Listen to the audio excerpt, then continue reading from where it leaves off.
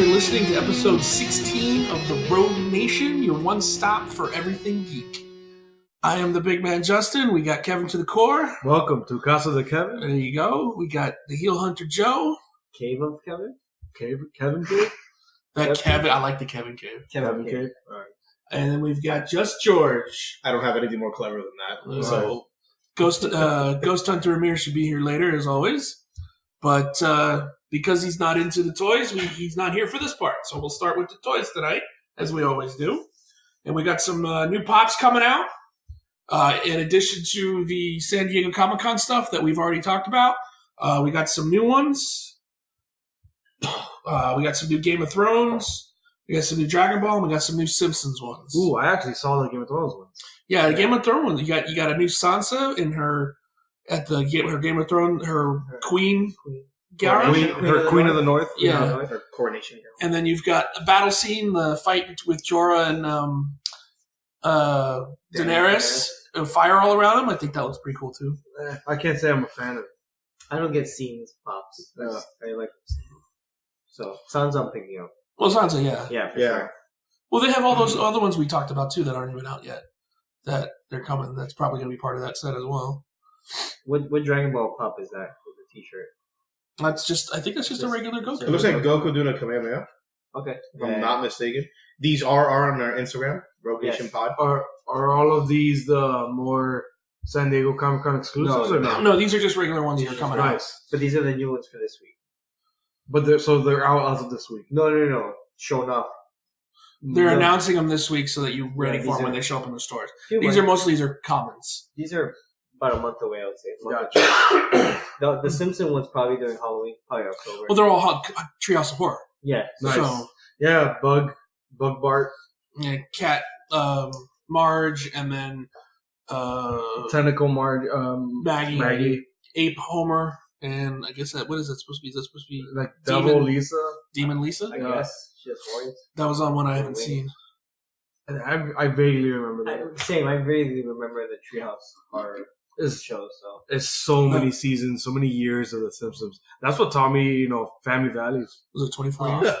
what, beating on your son every 5 seconds. The Simpsons is interesting because it actually has gone through like all the aspects of a great show twice. Right. It started out really simple, got really, really good, then overstayed its welcome. But see, it went through another renaissance where it got really good again towards the second half, and now it's kind of getting into that overstaying its welcome part again. Yeah. I mean, it happens to any show that goes over, 2 decades by now? It's 24, 25 Yeah, seasons it's on the actually show. started the year I was born in 89. In 89 was the pilot. Wow. Yeah.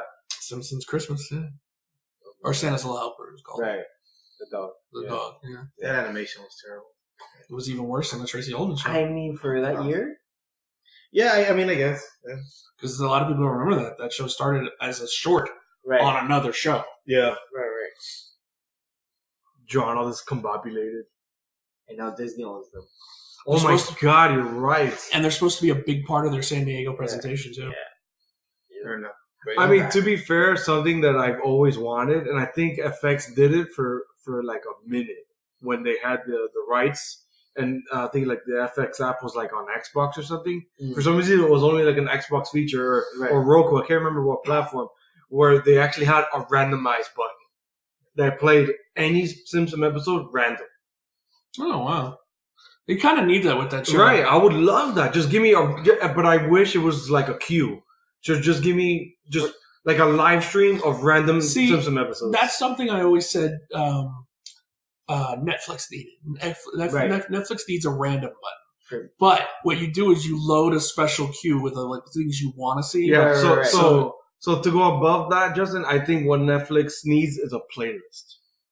Yeah, there you go. Yeah. That's what it is. Give me a playlist. You get a playlist of because like what Apple's doing, where Apple has their thing for their Up Next stores. Because I use Apple TV, so Apple has their Up Next, their app with their TV app. So they have the Up Next. So anything you want to watch is in the Up Next portion. Nice. And then if you want, you can't do this on Apple, but then you add the random button where you I don't know what to watch. You just boop.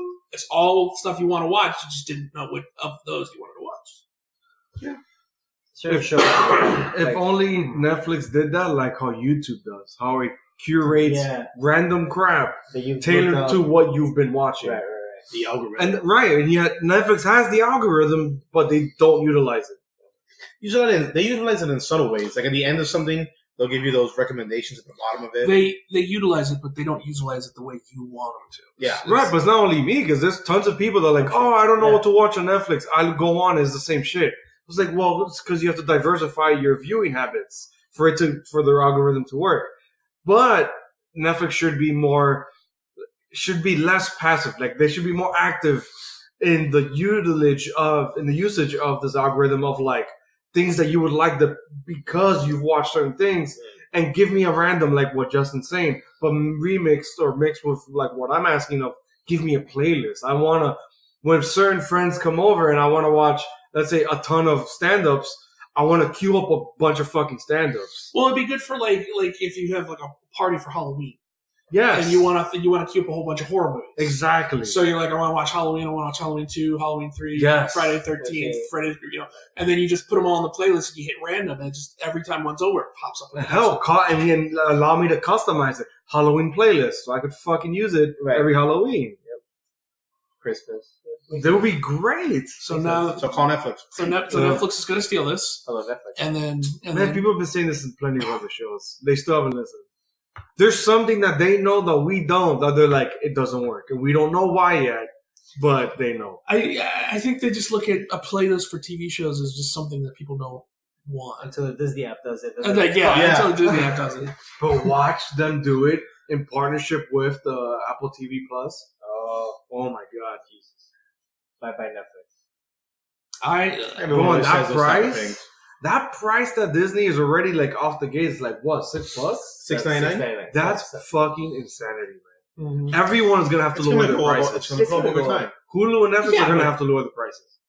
When Netflix first started, they were relatively cheap as well. Yeah, but it's not like you don't expect that. You still get to get it on the ground floor for the cheap price and use it for however long they allow you to use it. And lock in a year easy. Yeah. So, I mean... I saw a Twitter poll of like, I can't remember what was the number, so I'm going to say an arbitrary number, so don't, take this with a grain of salt. But it was something up to 40% of people saying that they will drop Netflix for the Disney app. The problem is Disney's pure profit. Netflix has to use that for licensing. Disney's not licensing anything. Exactly. No, it's all their shit. So that's a big deal. But they have original programming.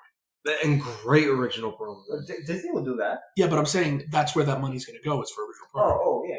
Yeah, for like out the gate, Disney only has what? Crap that we've seen in our childhoods, and then Mandalorian, right? Like I think that's the only original. Lady the Tramp. That's what I'm saying. Like shit that we grew up with, and all the Marvel shows. Launch. And all the Marvel shows.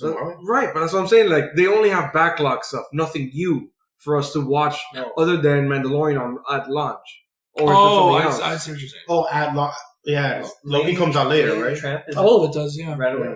What do you mean? Lady the Tramp, the live action movie. It's going straight so they're not doing a theatrical run for that. No. That's interesting. See, where they're going to make a lot of money is with the getting rid of the Disney Vault. All those Disney movies that you can't watch now because they're no longer available are all going to be available day one. Right. So any movie that because like you can't get Aladdin on iTunes right now. So and unless you bought it when it was out on DVD, I'm sure you can still find it in the stores, but it's not you can't stream it is what I'm saying. You're going to be able to do that and other movies that you haven't been able to get. So and they put money into some elf or I think it's some fairy tale thing they picked up. Disney, and they're developing that. So it's not only their stuff; they're also developing new stuff. Right, but that's what I was thinking of. Like at launch, I can only remember it's Mandalorian, but I don't know what else. But we do know the episode of Clone Wars. Oh, the new season, right? The new Marvel stuff like the Loki, the Falcon, Scarlet Witch, the WandaVision. I think Loki's first. I think Loki is first. And then the Cap and not Cap. Falcon and Bucky. And Loki. I mean Falcon and Bucky. Sorry. Scarlet Witch and Loki. It's gonna be interesting, man. Which I'm down for all of those. I mean, I'm set. So because the fiancés are like she's already gonna pay for that. She already threw her money at it. Right. So it's like whatever. I'm the one paying fucking like $15 for the 4K Netflix. Okay, here's what's available day one, Go ahead. TV wise. Oh. Okay, because I can give you the movies too if you want. Because there's, basically almost all the Disney movies. Iron Man and Iron Man 3, but strangely enough, not Iron Man 2. Only one Pirates of the Caribbean. All of Star Wars. It's all stuff that you would expect. Plus all the Disney Channel original movies, like stuff like that. Yeah, and then for TV, you got Forky Asks a Question. You got High School Musical, the series. Yeah. You got the Marvel's Hero Project. You got Spark Shorts. You got all 30 seasons of The Simpsons. Nice. You got The World According to Jeff Goldblum, The Mandalorian, and then everything that's ever been on the Disney Channel. Mm-hmm. And then you also got 250 hours of National Geographic. Right. Which they're making shows for that too. That's funny. So that, according to this, is what's available at launch. Hell, if the Nat Geo stuff is 4K, I'll just stream that Just shit. leave it on there. Yeah, just leave it on the TV. Some beautiful prettiness. Yeah. It's actually the first thing Kevin put on when he got his 4K TV. Yeah, Blue Planet too. Yeah. It looked absolutely gorgeous. I never cared about killer whales until I put them on. I saw the original Blue Planet at the IMAX theater in Fort Lauderdale when it originally came out. The science Wow, yeah. When it originally came out. I don't know, have you ever seen it? No. Okay, in the original Blue Planet, there's a scene where they cut from like a savanna to a storm. And the first thing you see is lightning and hear thunder. In the IMAX in a dark theater where it cuts to a dark night, lightning and thunder, everybody jumped. Jesus. Everybody jumped. It was That's like a funny. movie scare. I mean, it was legit like, holy fuck. Yeah. But it was really cool. That's funny. I can imagine of experiencing that. That's dope. So that's what we got for Pops. Seeing as we've moved off onto streaming. That's streaming. Everything else. Hey, it was a cool streaming talk. Yeah, it was good. We don't do that enough of diverge into other topics that are like what we want to talk about, especially what we want to see in the future and stuff. I would like to see talk. I would like to see what their release schedule is going to be. To be honest with you, because it's just going to be weekly, monthly, D23, twice a month or something weird. Yeah. D23. Wait till D23. When's that this year? August. Yeah. Wow, so it's not much after San Diego. No. Well, you got to remember They try to that's keep it flowing. that's their time. I mean, that's their own show. Right. Nobody's paying them, or they're not having to share the spotlight. Yeah, that's all them. What's going to be sharing the spotlight is, Lucasfilms, Marvel, XYZ, But within they get- Disney itself. But they also get 2 bites of the apple because they are still going to be at San Diego. Yeah. They're going to have some stuff released or something. Pixar that now I think there's a Soul, like that's their next movie coming out called Soul. Soul or Soul. Onward? Onward is the next one after that. No, Onward is Disney Animation, not Pixar. Yes, it is. Fight for it. Go. I'll fact check that as you guys continue discussing. Or not. No, I mean... As we run this silent part of the show. The gauntlet to see who is correct. Onward is 2020. March 6th, 2020. Pixar. Told you. Yeah, it's Pixar. Pixar. I thought it was Disney Animation. And the big man, Justin, takes this round. Fatality. I guess I vanquished you. I don't know how. Kevin has a silence penalty for I 5 minutes. disappeared from the podcast. You get a respawn timer. Well, don't worry, we'll make it shorter than Jesus. Wow. What? He had 3 days on his respawn timer. That lag was bad. He did. That's poor guy. Okay. Exactly, that guy. There you Yeah, go. him. I had the right guy. Okay, good. Moving on to comics. Comic news, sir. Comic news. Biggest comic news of the week, I think, because it's every fucking where. Walking Dead abruptly ended today. 193, last issue. Secret, nobody knew. I read it, so. I wonder if the writer even knew. With Robert Kirkman, I wouldn't put it past him to not know. Right. Because if you ever heard him in interviews, he's very much the type of guy that just goes, fuck it. Yeah. You know?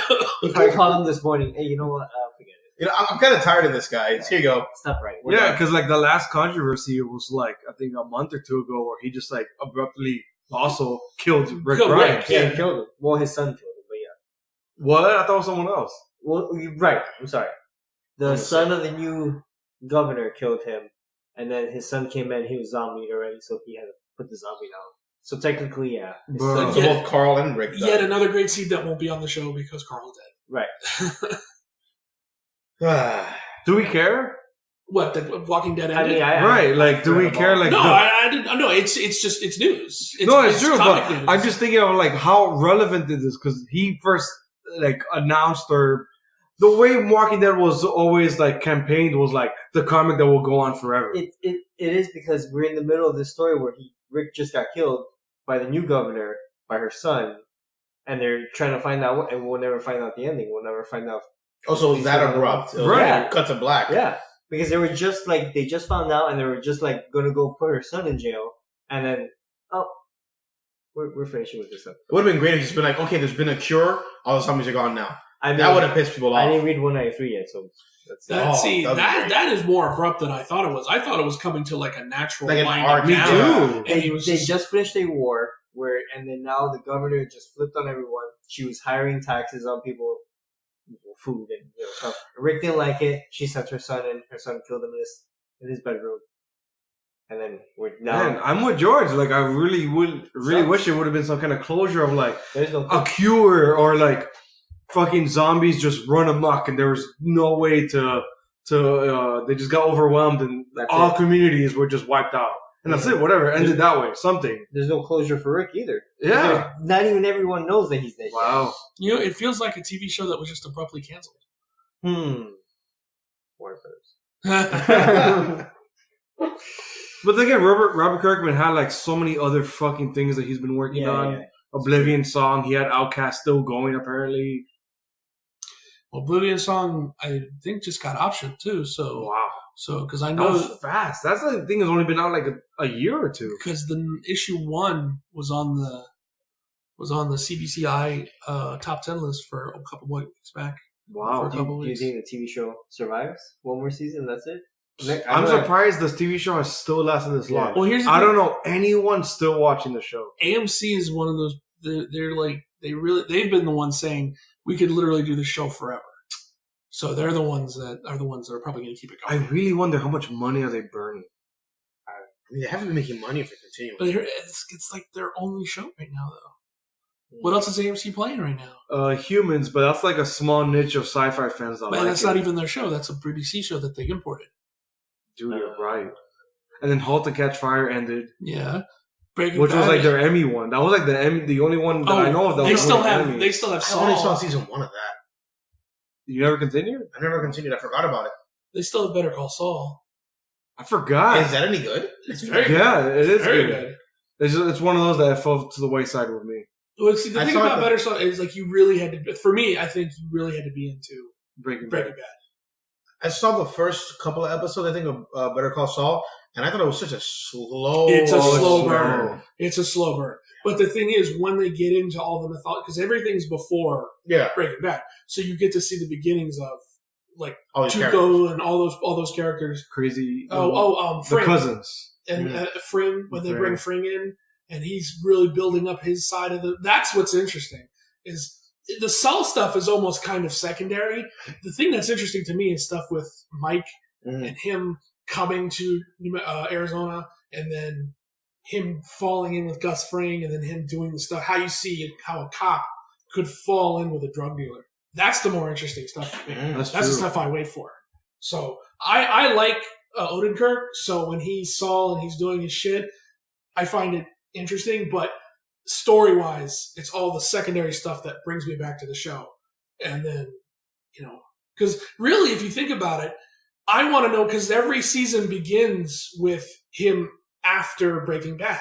Because when he went to go, did you watch all of Breaking Bad? Yeah. Okay, so at the end of Breaking Bad, he was the one that went off and had to get new life set up by that one guy. Yeah, he wants to end up in Alaska or Nebraska. Well, yes, he ended up working for, like he said in the show, he ended up working for a yogurt place in the middle of nowhere. Well, that's what happened to him. beginning of every season, so you see him just a little bit more of his life after Breaking Bad. So you see a flash forward with every and then season. the rest of the season is just kind of built on, how did he, you just see how his life was before he ended up at that place. And you get a little bit more, because it's kind of building towards, okay, Saul's eventually going to get found by the drug dealers and killed, or at least that's what he thinks. So he's kind of on edge about everything. That's kind of where the interest comes in. It's like, okay, you see, that's more what you want to see is all that stuff. Yeah. But the stuff on the show kind of is informing that. Interesting. So you see that's how little we care about the Walking Dead comic ending. That we moved on. Yeah, we moved on. Well, to the thing for me with else. Walking Dead is I was about a season behind, and then I switched DVRs and lost the whole season, and I didn't care enough to go find it.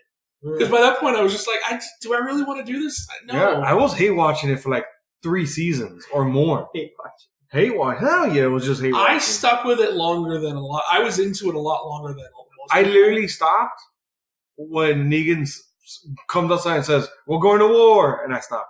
Okay. That's literally when I stopped. So I have no idea what season that is. I got into it. See, I was picking up for me again because they were setting up Negan to be a regular on the show. And I like Jeffrey Dean Morgan. So I was like, I'd like to see how they play this because I didn't read the book. So I'd like to see how they spin it. But again, really didn't care enough to go find it. You would have been happy. He sat for 2 seasons in a jail cell. Well, there you go. Just for 2 seasons. Well, because in the book, for 2 whole volumes, he sits in that jail cell. Yeah, in the book, he goes to jail. Yeah, I kept up with with what was going on with the fucking. He builds a relationship with Carl, like a good deep relationship with Carl. Jesus Christ. No, I mean the last thing I saw was I think the season opener where he kills Glenn, and I was like, that's my fill of Negan, and I turned it off and never turned it back. Yeah. Well, because right after he killed. Did he kill Abraham first, or he killed Glenn first? Abraham first. Okay, yeah, because he killed somebody else, and you thought, Glenn's safe, and then he kills Glenn. Yeah, right. Because he's like, no, I need 2 lives. But in the book, it was only Glenn. Right, right. Because it was only Glenn, Michonne, and Rick out that night. It wasn't the whole damn crew. The thing is, the show had too big of a cast, and they had characters that didn't exist in the book taking the place of other characters. And the one thing you also got to remember, too, is that you have also Fear the Walking Dead. Where characters from The Walking Dead seem to be jumping over to that show. They already did. Because I think Dwight jumped over to that show. And, Morgan jumped over to that show. Abraham jumped over to that show. They're taking them to Alexandria now. Wait, what? Yeah. I thought Fear was supposed to be way before. No. It caught up. Jesus and now they're joining them. Yeah. And there's no Rick, so there you go. I believe Rick's not on the show. Rick's not on the show anymore. And that looked interesting because you had the girl, the one in the junk pile, who you found out. But she took Rick, right? Right. Yeah. So, but she was weird, and then she had a helicopter at command. Well, that you saw her go into the room, and her room was all nice and pristine. And you realized, she's not a crazy person at all. She's just there. Acting dumb. Yeah. Stupid. Okay, so we want to review some comics on this? Yeah, some of our picks. All right. You want to go first? You want me to go first? What do you want to do? Because I think we're all going to talk about War of Rome 6. I'll just quickly talk Guardians. Okay. Because I didn't read it. Guardians was fucking awesome, as we've already coined on this podcast, the Donnieverse. Yes. The continuation. You coined that, sir. Us here on the podcast. It was the podcast. But he didn't call it the Donnieverse. He just called it all. No, he said Donnieverse. Did he say it? He did. I take that. Okay, I'm going to... Pretty sure I did because I'm a big fan of puns. Especially big dumb ones. No, not you. The other person. Whatever. Kevin did. Okay, no, I know Kevin. I know Kevin did. So this is the end of the first arc of Guardians that Donny Cates has written for Guardians of the Galaxy. Is the final gauntlet where Thanos was supposed to be brought back from the fucking dead, and he comes back as Eros. Hela bonds the fucking crazy loose head of Thanos back to his body, bonds Eros with that body. But by then, everyone already knows they're already going towards all the Guardians are and the Dark Guardians. They band together to end Thanos and Hela's Hela's plan. And I like how this issue is. It's like, okay, here's a plan over there, and I like how Quill just like takes point. Of just like, okay, you guys go over there. Okay, you go take care of the dogs or the outsiders over there. You go take care of the Black Order. Remember, Proxima Midnight has a black hole gun. Yeah, and I like how so this whole issue is just fights. Yeah, it's not a whole lot of dialogue. It's not a whole lot of monologues and stuff like that.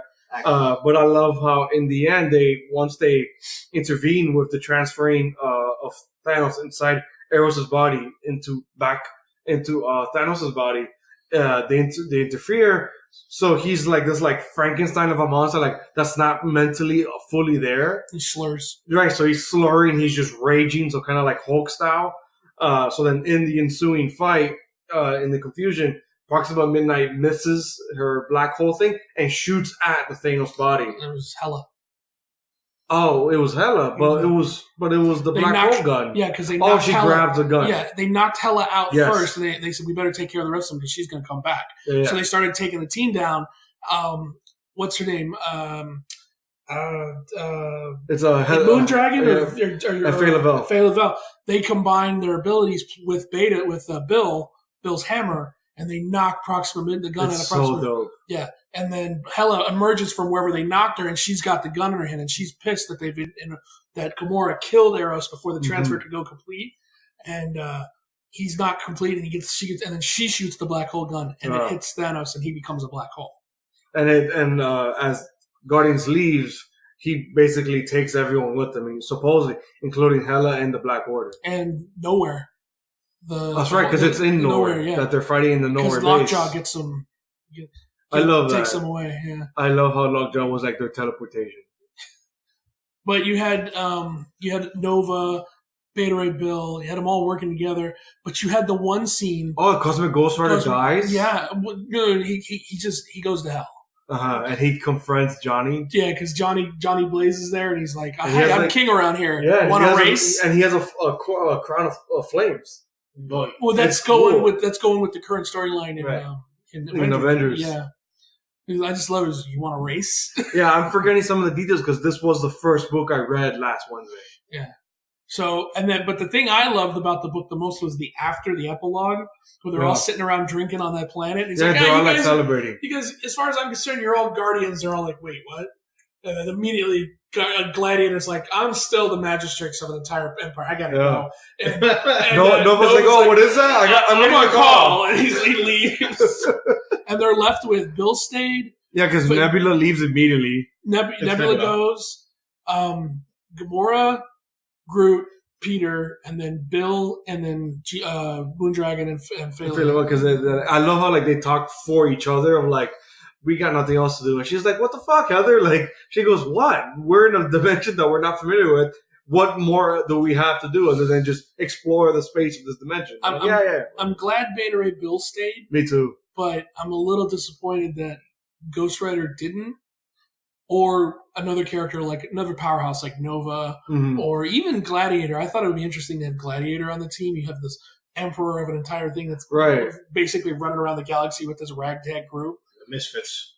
But I would have liked Nova, but I get that Nova has to go off and do Nova things. But Donny Cates is really good about moving characters in and out of his stories. Yeah, so we'll get more Nova. So but here's the thing, we'll also get other characters that we probably never expected to join. Yeah, we'll probably, because I like what Jason Aaron's doing, where he's got his roster of Avengers, but he's also got that one rotating member. So it was Doctor Strange, then it was Blade, and so it'd be interesting if Donny Cates had an interesting kind of rotating member that kind of comes in and out as they tell stories. Can you coin that as your idea, please? Can you copyright that? Yeah, right. I'll mail it to myself. Patent pending. That's your idea. Okay, cool. Besides that, I want to just very briefly talk about the Amazing Spider-Man number 24 because it finally reveals the name of the Bandage villain. Okay. And it's funny because the whole issue is this lead up to that of what is the name of this guy, and then Peter's telling MJ about the nightmare he had about her possibly dying. The face that he's been seeing reoccurring or whatever, the bandage or whatever the fuck. And it's in the nightmare, the bandage man is talking to Peter. and he's referring to him as Peter, which is like, it's scary because he's like, when he's telling Andre, he's like, in this nightmare, this man knows who I am. He knows my secrets. And it's crazy because he knows all the other villains, and he's killed others. He's killed Mysterio. In this issue, it's Mysterio going through therapy. And the therapist trying to convince him, it's a figment of your imagination, just say his name. It's not, nothing's going to happen. And just before Mysterio says his name, the management says the name to Peter. And again, I'm overhyping it because it's not that big of a deal. The bugs come through the ceiling of the therapy session and kill the therapist. And then it ends with the bugs eating Mysterio through the fishbowl. Oh, no. It's gruesome. It's a really gruesome scene. And then it cuts to like, as if like breaking the fourth wall where he's like, he looks at you through the panel and it's like, what the fuck? So it's like a transition to what Peter sees in the nightmare. And he's saying like, oh yeah, we haven't been properly introduced, but you're not ready for me yet. I'm going to wait until you ruin your life your own way. And at the end, it'll just be you and I standing. But from now, I don't want you to give me one of your bad, cheesy nicknames. But for now, you could just call me Kindred. And that's it. It ends like that. And I'm just like, okay. I thought it was a little anticlimactic because I'm like, what does that mean? Right. Is that someone we've known? Different dimension Spider-Man who hates Spider-Man. Playing on a lot of Flash storylines. No, I don't. League of Legends crossover. I don't get what that means. And Ghost Hunter Amir's here. Oh yes, Ghost Hunter Amir walked Hey, in. everybody. Hello. Yeah, he made a League of Legends reference to Kindred. Oh, Explain the reference. uh, Say more Amir. it's one of the characters you can play as in the game, a range archer. Not that character. Yeah, He's it's a not that bandage character. range archer with Hey, bandages. would be dope. I'm hoping it's like Harry or something, like something more messed up. Because it doesn't, I don't get why so no name just knows Peter's secret.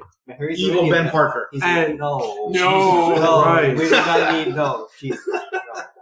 The theories online are, for some reason, are saying it's Norman.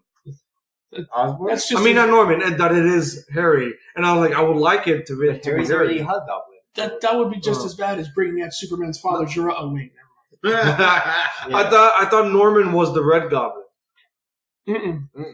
So it's Harry that's the Red No, Goblin? no. Norman Osborn is the Red Goblin. Right, so that's why I'm So thinking Harry's Kindred might still be Hobgoblin, Harry. right? No, Harry was the second Red Goblin, or second Green Goblin. The Hobgoblin was some Red Goblin dude who was- bought Tesh. Right. Was Ned Leeds, and then it was, Right. but then they found out it was framed. It wasn't Ned Leeds. It was some no name. I can't remember his name. Yeah. But Oh. it technically, the first Hobgoblin was Ned Leeds. But it just seems like the internet comic community is leaning towards it's Harry Osborn. I hope so because it doesn't explain why No Name would just know all these secrets. What if it's MJ? What with the a, fuck? With a voice changer. Aunt May. It's Aunt May. Jesus, bro, and murdering people? That's crazy. Still say Ben Parker. Well, Sony had that movie where she was like some sort of CIA assassin or whatever. Bro, God damn you, Sony. Aunt Bay was gonna be an agent. An agent. Agent Bay. Well, they tried to do Agent that. Bay. With, they tried to do that with his parents. Oh yeah, they were SHIELD agents. In a Yeah. You're Yeah. telling me you wouldn't Amazing. give her the job? I mean, new Aunt May, yeah. Comic Aunt May, no. Hey, you all made Unless she rips off all that makeup and she's actually young underneath. She never was an old lady. She rips off the Aunt Bay makeup. It is Kindred with the fucking bandages and the bugs. I've been your aunt your whole life. Oh That's god. some Mission Impossible stuff right Oh my god. She's the reverse of the witch from Game of Thrones. There you Where go. she's old but young and Yeah, innocent. she takes her necklace off when she's young. She's young. What are you trying to go for here? I don't know. Well, you know, Aunt May was dead the whole time. Oh And, god. and that's, Yo. that's Uncle Ben's mistress, you know? It's Uncle Ben with her mask on. There you go. Aunt May's mask. Jesus. I liked it better when Uncle Ben was Kindred. I'm telling you. So, do you want to talk Nightwing? We'll end with War of Realms 6. Speaking All of right. trailers. Well, I mean, Joe, did you read anything? No, War Realms. Okay, so I'll do Nightwing 61. For Joe, we're still dealing with Rick Grayson. Who? Dick, bro. Rick. His name is Rick. His name's Dick. Essentially, we're still continuing the fallout of him losing his memories and slowly working on making a whole new life for him, burning his former suits, which were fireproof, so that was dumb. But no memories. And he's dealing with a team of Nightwings, which are police officers and a firefighter who was kicked out of the academy for some stupid shit. But he's essentially been going around, and an issue has been dedicated to one of these Nightwings, and him, I guess, earning their respect. Because he got into a fight. So Scarecrow came out. The Nightwings thought they could handle him. They couldn't.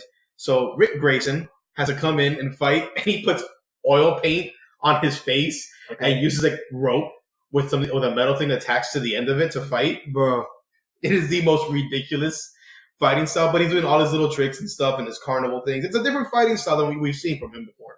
So that was interesting. Isn't he not interested in being... He doesn't want to, but he has this compulsion to run towards danger and help people. The basic superhero premise. This is how we're getting him back.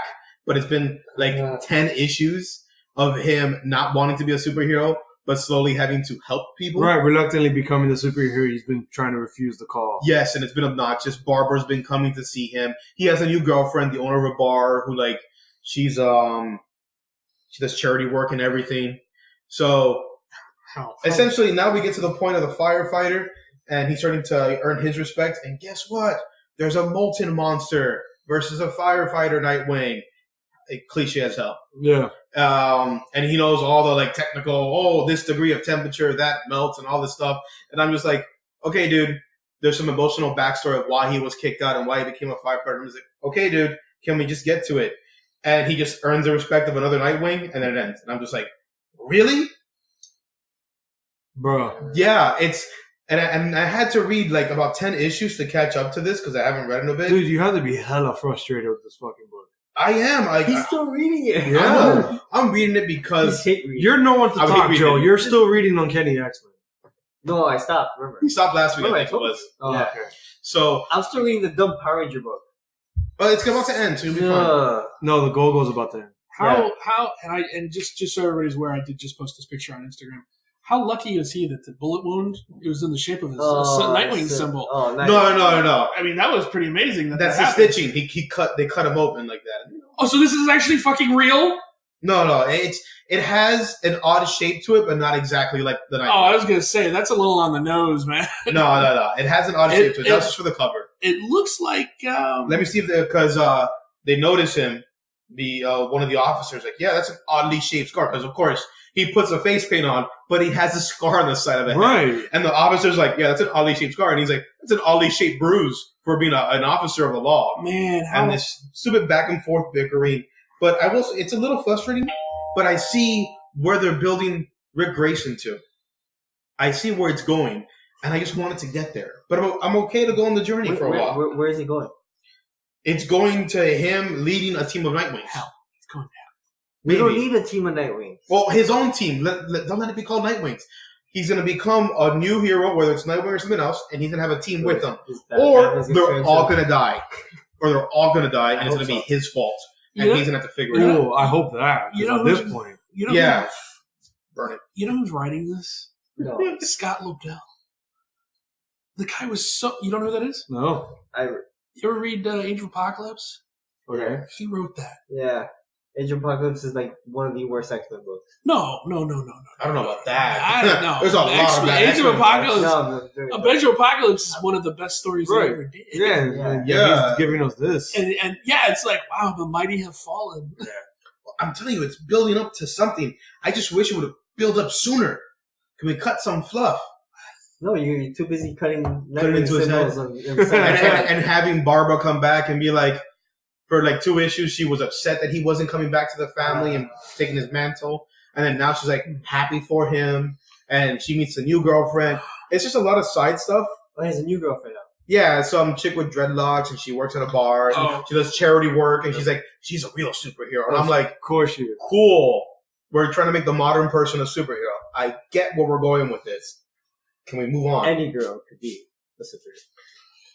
Okay, so War of Realms 6. The conclusion of the best fucking event that Marvel has done in some time. That's true. I would say that. You have the elevation of Thor from just Thor to All-Father Thor, All the Thors. We have all the Thors. going the same way as Father did, except that he had to, because Odin's original, to become All-Father, he nailed himself to Yggdrasil for 3 days and gave his eye for Which is wisdom. the Tree of Life, for those Yeah. of you that did not know it by name. Because I do. Really? I didn't know that name. Yggdrasil? You didn't know Yeah, I that? didn't know the Tree of Life was called that. So you don't like Norse mythology at all, do you? No. Fantasy.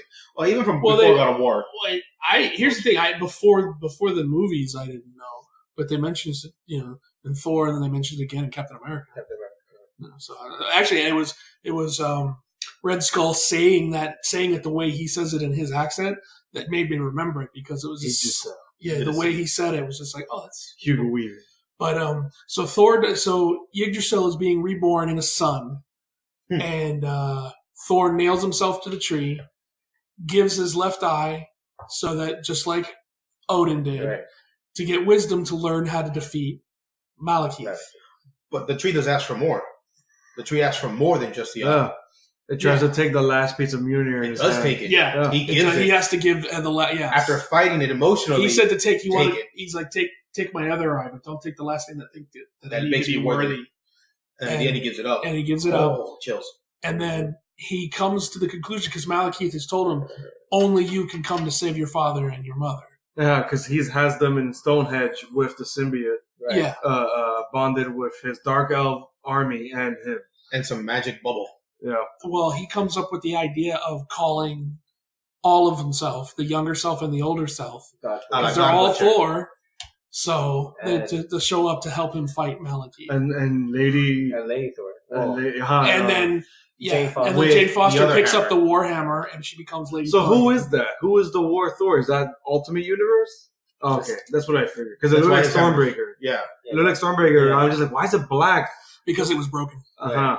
Well, the last time That's what I figured. it was silver, Mhm. and then because the whole you didn't read the Unworthy Thor No. storyline. Okay, so after he loses Mjolnir, and Jane Foster picks it up, and we don't know who Jane Foster's Thor for a while. Right. After Secret Wars, because the Ultimate Universe and our unit and 616 clash. Right. Mjolnir, the Ultimate Thor's hammer ended up in our universe. Right. Okay, and it was even during Secret Wars when they did the Thor's book, which is Right. another great book. If you haven't read that book, Mhm. that's good too. And that leads because all the Thors are the police force of the secret unit of For God Doom. for God Doom. Oh. So yeah, the book even starts out with every time a Thor dies on the Force, the hammer comes back to the precinct, and then they have to find somebody else who's worthy to pick it up so he can be a new Thor. And all the Thors are there: Battle Thor, Frog Thor, even Ultimate Universe Thor. That's They're a all cool there. version of like the Green Lantern Corps. It Yeah. was. You have to be worthy. Yes. It was. That's exactly how it kind of played out. But it's also a cross with like a detective story because they're trying to figure out because Thors are dying. They're trying to figure out why. That's kind Yeah, because they're police force for this one leader, which is God, Right. God Doom. And the Ultimate Thor is on the team, and he's like the outcast. Nobody likes him because he's very different from all the other ones. All the other Thors all look the same, but Ultimate Universe Thor looks so different that they kind of shun him. They don't like him. because Frog Thor doesn't look. I mean, But at looks least everything. he's got the helmet and he's got the cape and everything. He looks like the other the Thor. The Yeah. A Thor. So when the Ultimate Hammer ended up in our universe, after Secret Wars and everything like that, it still was here. Unworthy Thor was him trying to find that hammer because he decided that he needed to have a hammer to become worthy. So he goes after that hammer, and along the way he meets with Beta Ray Bill again, and you get the great scene where Beta Ray Bill sees that he doesn't have the hammer anymore, and he goes, "You can have mine." And That's Wow. beautiful. yeah, it was really great because he's just like, "You can have mine. You more than anybody need this. I will sacrifice myself so you can have the hammer, so you can do." And he's like, "No, you're your own person. I cannot take this from you." But he's going after the basically the Warhammer. They start calling it the Warhammer. Makes sense. After they go through the entire storyline, and then spoilers. At the end of it all, he decides he doesn't need the hammer to prove that himself he's worthy, so he never picks it up. But it's on Asgardia. The book ends with somebody else picking it up. And then through the Thor books, you find out, because it's all leading up to the War of Realms, it was Volstagg who picked it up. And then you get the War Thor. And because the hammer's from another universe, it like when you're transformed into Thor, you're like crazed and berserker. That's why they call him the War Thor, because there's no talking at all. He wants is just to fight. So it's Volstagg as the War Thor with the War Hammer. Yeah, but it's unstable. Right. Because it's not of this universe. No. So he fights with it. Eventually he overdoes it and it's destroyed. Or it breaks. And all that's left are pieces on Asgardia. Well, Jane was sent to Asgardia. She was the All-Mother, just filling in. And then she decided that no, she wanted to help fight. So she picks up what's left of the hammer and all the pieces come back together and turn her back into Thor. Oh, such a sexy scene. So, it's cool, man. Yeah. Seeing all four of them, and it's hilarious seeing young Thor just be like, so everyone has a hammer here. Except me. Riding his like bear, or no, he's riding the wolf. Yeah, he's riding the wolf. Yeah. No, it's not a wolf, it's the goat. The goat. Right. With his Viking horn drinking. Yes, it's like a goat with like wings. Mm-hmm. Oh. Because that was the only way he could get from realms before. Because he didn't have the hammer. Right. So he's got the axe. You've got All-Father Thor from the future, who's got Mjolnir back again already. Right. Then you've got current Thor, who's lost his Uru arm and has the arm of the Destroyer. Which All-Father Thor does have. Yeah. Which I was thought, because I kept seeing the pictures and they kept being drawn with the arm so overproportioned. I'm like, well, this artist all of a sudden sucks. What's going on? Then I realized it was the Destroyer armor. And I was like, oh, I get it now. Okay. Yeah, because I think it was in War Realms 5 Yeah. where they like you need the arm. Yeah. So it all leads to them all fighting Malekith. But then, like I said, the original Mjolnir was a casing for a storm, the great mother storm of the universe that destroys everything. Right. And that's what was Mjolnir held on to.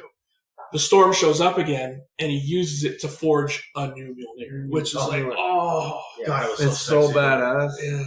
And I love how like it's Thor that calls upon it. Yeah. So he forges his own weapon, defeats Malekith. Defeats the symbiotes because of the fire. Yeah. Because I know your weak. He says, "I know your weakness, or I know your symbiote's weaknesses." All while, all the other Thors are taking on different aspects. No, all while Daredevil with Heimdall's sword threw into Laufey's mouth. So Loki after Laufey had devoured the casket of Winters, so he's like decimating the North or wherever the fuck he is. He's freezing everyone. The Avengers can't fight him. Because it's like sub-zero degrees or whatever. And they told him, it's like, all your friends are down. You're the last one. He's like, I knew this was never going to be a total win. This is just for me. Right, yeah. Midgard shall freeze. And I thought it was fucked up. Laufey is like, oh, you threw that sword like a blind man. Yeah, that was messed up. And then Loki uses it to cut his way out of Laufey. I love it, stomach. man. Ever since you guys told me. With him. Yes. Yeah. Ever since you guys told me that Laufey ate Loki. You were waiting for that, right? Yes. Because all I kept thinking was Kronos and the Greek story of him eating his children. Yeah. And then cutting their way out of his stomach. Because gods are immortal. They can't die. Well, you knew that Loki wasn't going to be dead for very long. Yeah, especially Loki. Yeah. But I just... the way they drew him with the blood all over his face. Looking exhausted. Yeah. Just cutting his way... Well, not even, because it was... It was the sword of Heimdall. It was... It was Jane Foster who threw the war axe across the world to cut him. That's right. She does because Malekith. They defeat Malekith and they're like the Warhammer only has one last throw left or one last hit. I know exactly where to throw it, and they throw it and it hits Laufey in the face. Right, hits Laufey in the face. But it gives Daredevil time to throw Heimdall's sword at him, and he swallows it. Is that the order of it? It might have been before. But Heimdall Laufey did swallow the sword. Heimdall's sword, and it was thrown by Daredevil, and that's what he uses to cut himself out of his stomach. Because the hammer never goes into his stomach; it just punches him in the face. Right. Yeah. So it was a knockout that gave him the chance to cut him open. Yeah. So epic scene. The panels are beautiful. The artwork was amazing. I love the fight with Malekith with the symbiote fighting Thor. It's so fucking cool. But it also foreshadows what's going to come later. Because they're building to the fact that the final story between All-Father Thor in the future and Loki is that Loki finally got the symbiote from Ego. So it's going to be the final clash is going to be between All-Father Thor and Loki. Necro God. Right? Necro God Loki. And All-Father Thor. Odin kneeling to his son, Right. claiming Right. him all father, Right. gave me chills. Yes. Absolutely. Yes. I love You that. deserve a emotion. new title. Yeah, he's like, the title of father was never good for me, or something like that. Yeah. Yeah. Never spoke He's like to maybe Ariel. right. He's like maybe I wasn't ever meant for it. Exactly. Wow. Odin was just meant to raise Thor to all father. It's, Thor. man, That's all he was for. fucking Jason Aaron knows these characters so well. And it man. makes you sad that he's leaving Thor. Yeah. Fuck yeah. It's like, God, man, can't you But just man, keep it's doing the been book? years. He's been writing Thor Yeah. for so Yeah. long. Since Before 12, Godwitcher, yeah. 2012. Because he started on that God Butcher story. That was the God first Butcher, one. Which was incredible. And then he's been Fantastic. writing ever since. With Isad Ribic and now that creative team is coming back for King Thor. Which looks beautiful. I can't Yes. wait. Yeah, that's good. I will say one of my favorite panels after the whole fighting, where it's young Thor and all father Thor, and he's just like, God, I haven't drank in so long. It feels like 1,000 years. Do they even have mead here? And all father Thor goes up to him and is like, this is when the historians will say this was the era of craft beer. Yeah, yeah. And I was like, Yeah, he goes, boy, get ready to fall in love with Midgard. yes. Yeah. You know, I love this place more.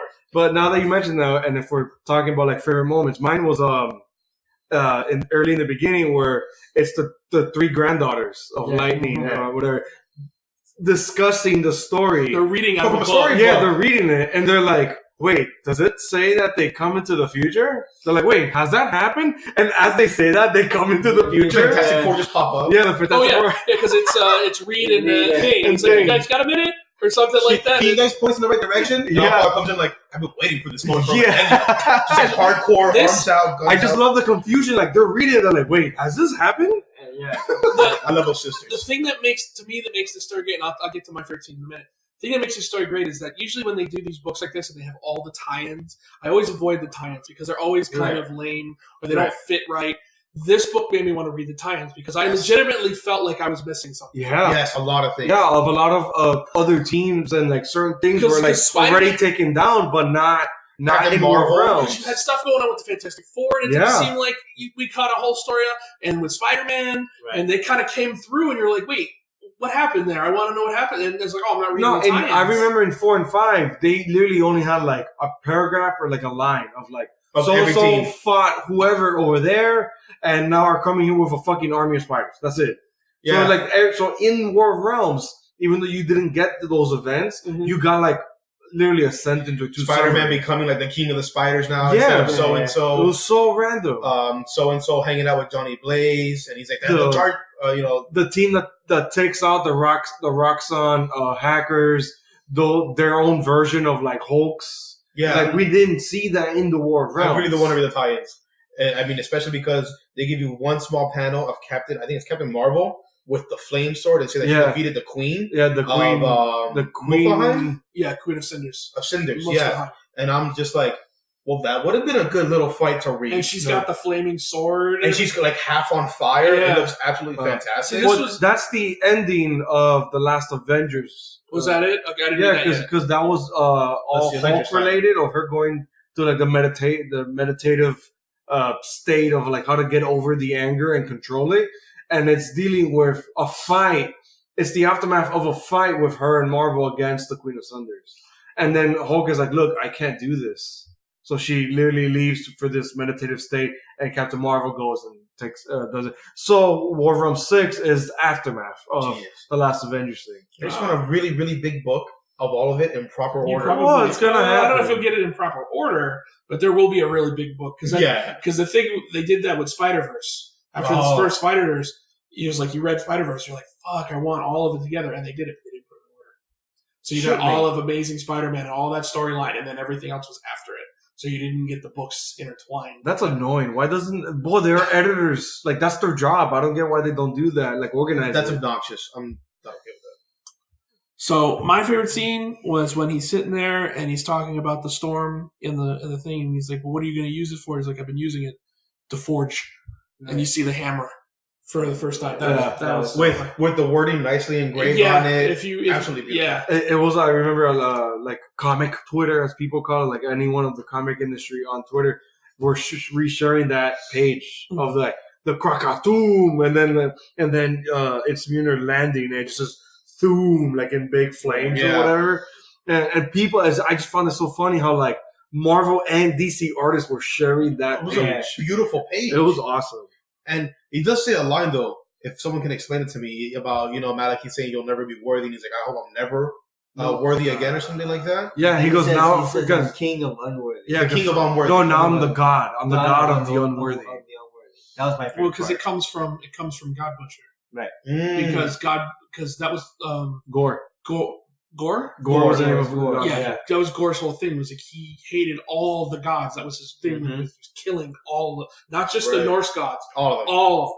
Yeah, he wiped out a lot. And that was his thing, was because he didn't believe in them, because then none of them ever helped him. And then that was how Nick Fury made Thor unworthy when they were fighting during Original Sin.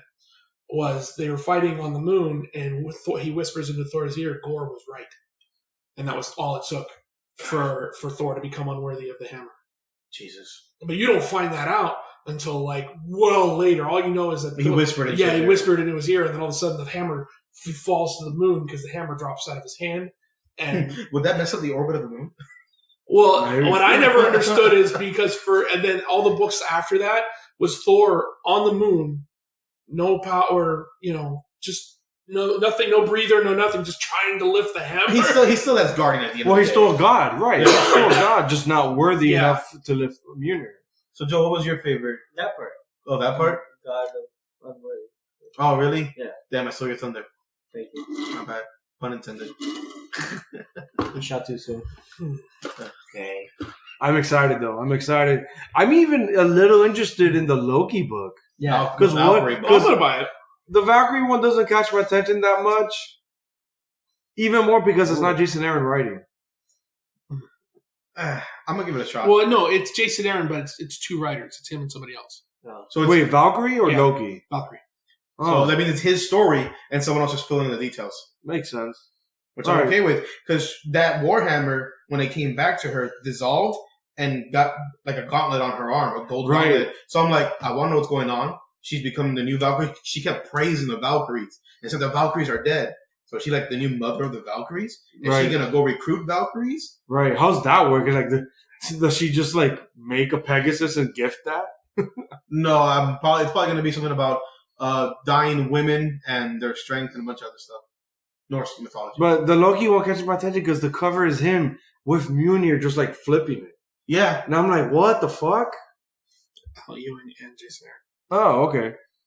So yeah, it's just him flipping Mjolnir, and I'm just like, But I'm wondering now is that because real? he just got the hammer back. So Why does Loki have Why it? does Loki? Is that hammer or is it something else? yeah. Well, Thor was using the last hammer on Asgard beforehand, and I don't think that one he needed to be worthy. No. No, that was the gold one. Yeah. That was Goldie, right? But it was the last hammer because Screwbeard wasn't able to be there to make more. Yeah. So, but Screwbeard survived, so he's able to make more. Scrooge was such like one of the best supporting I don't want characters. to die sober. I'm like, yes, it's my dwarf man. That's the episode title. I'm sorry. That's right. That's my dwarf man. Someone write it down. So we forget. I'm not even. It was fantastic. I mean, everything was so great. It's just in War of Realms, like you said, you only get snippets of everything else that's going on. But I mean, I'm excited. I'm obviously most excited for King Thor, just because it's that original team back together of Esad Ribic and Jason Aaron. I hope we get back and forth, like more of the time hopping of like what's present one doing versus what's future one doing. Yeah. I want to see Young One. Well, you still got the Thor book. He's just not writing it, but I'm sure he's left Notes. something. Man, that irks me. I don't know what is a Thor book without Aaron writing it. It's been a while. Hopefully, it's another person who can take on the book, and Right. hopefully, we don't get a Green Lantern situation where the next person to write the book just can't live up to the No. what Jeff Johns did. Rick. Yeah, You know who would be good? Jerry Duncan, who's been doing the Conan. Yeah, that'd be interesting. Because it's funny, if Aaron's on Conan the Barbarian and Jerry Duncan's on Savage Sword of Conan, Mhm. I've been liking Savage Sword more. It's also the younger, more savage. Right, Yeah. so if that one does Thor, that'd be cool. Yeah. Wouldn't be a bad idea. Juggle the books. So, moving to TV. See, we've got the first look at Henry Cavill as Witcher. Witcher. No, what's the name of the character? You guys. Geralt de Rivia. Gerald. Okay. Never played Witcher. Same. Don't know anything about the character. I know it's Watch a really YouTube dope. video. It's good. When they announced Witcher, I was kind of like, why? Well, So- what they announced was just a port. I mean, The Witcher is a great series from what I hear, but I'm not into medieval shit, so I can't even give you like excitement. All right, so then George has to pitch it to us. I haven't played it actually. Oh my god! Jesus. But I do know the general story of it. You know, fantasy world. There are a group of people called Witchers who defeat monsters. Here you go. Synopsis done. Cool.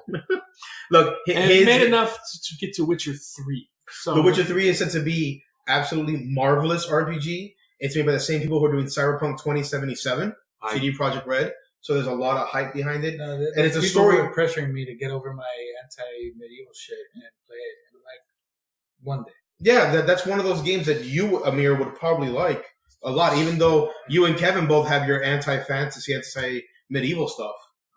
Because it's just a very deep, enthralling story. There's a lot of choices. And the people who made it, even after the development cycle was done for it, a lot of developers kept making content for on the side. It's like, hey, I'm not getting paid for this, but I'll release this and this and this. I mean, that's good. That means they're passionate. But then now it's the other side of the coin of this Netflix series, which is like, are the people making that just as passionate? The cast looks cool, and like seeing these first look photos of Henry Cavill and those other characters, because no one's talking about the other photos of like the ladies, like the other female characters. They look incredible to me too. And if the pictures are any indication of, let's say, the cinematography, like the tone of the series, dude, it looks dark. It looks like Game of Thrones level of high quality. Well, Yeah, I mean, it's going to be Game of Thrones actually. that's the biggest selling point. People, because I love story, and we were like, the story in this is fucking phenomenal. Right. And so I'm actually gonna watch this because I'm gonna actually watch it. I know I barely watch things too, based on the fact that I haven't played a game at all. So this is entirely new. So I won't even have no the feelings. prejudice. Yeah, I won't have the feelings of like, oh, they're doing this poorly.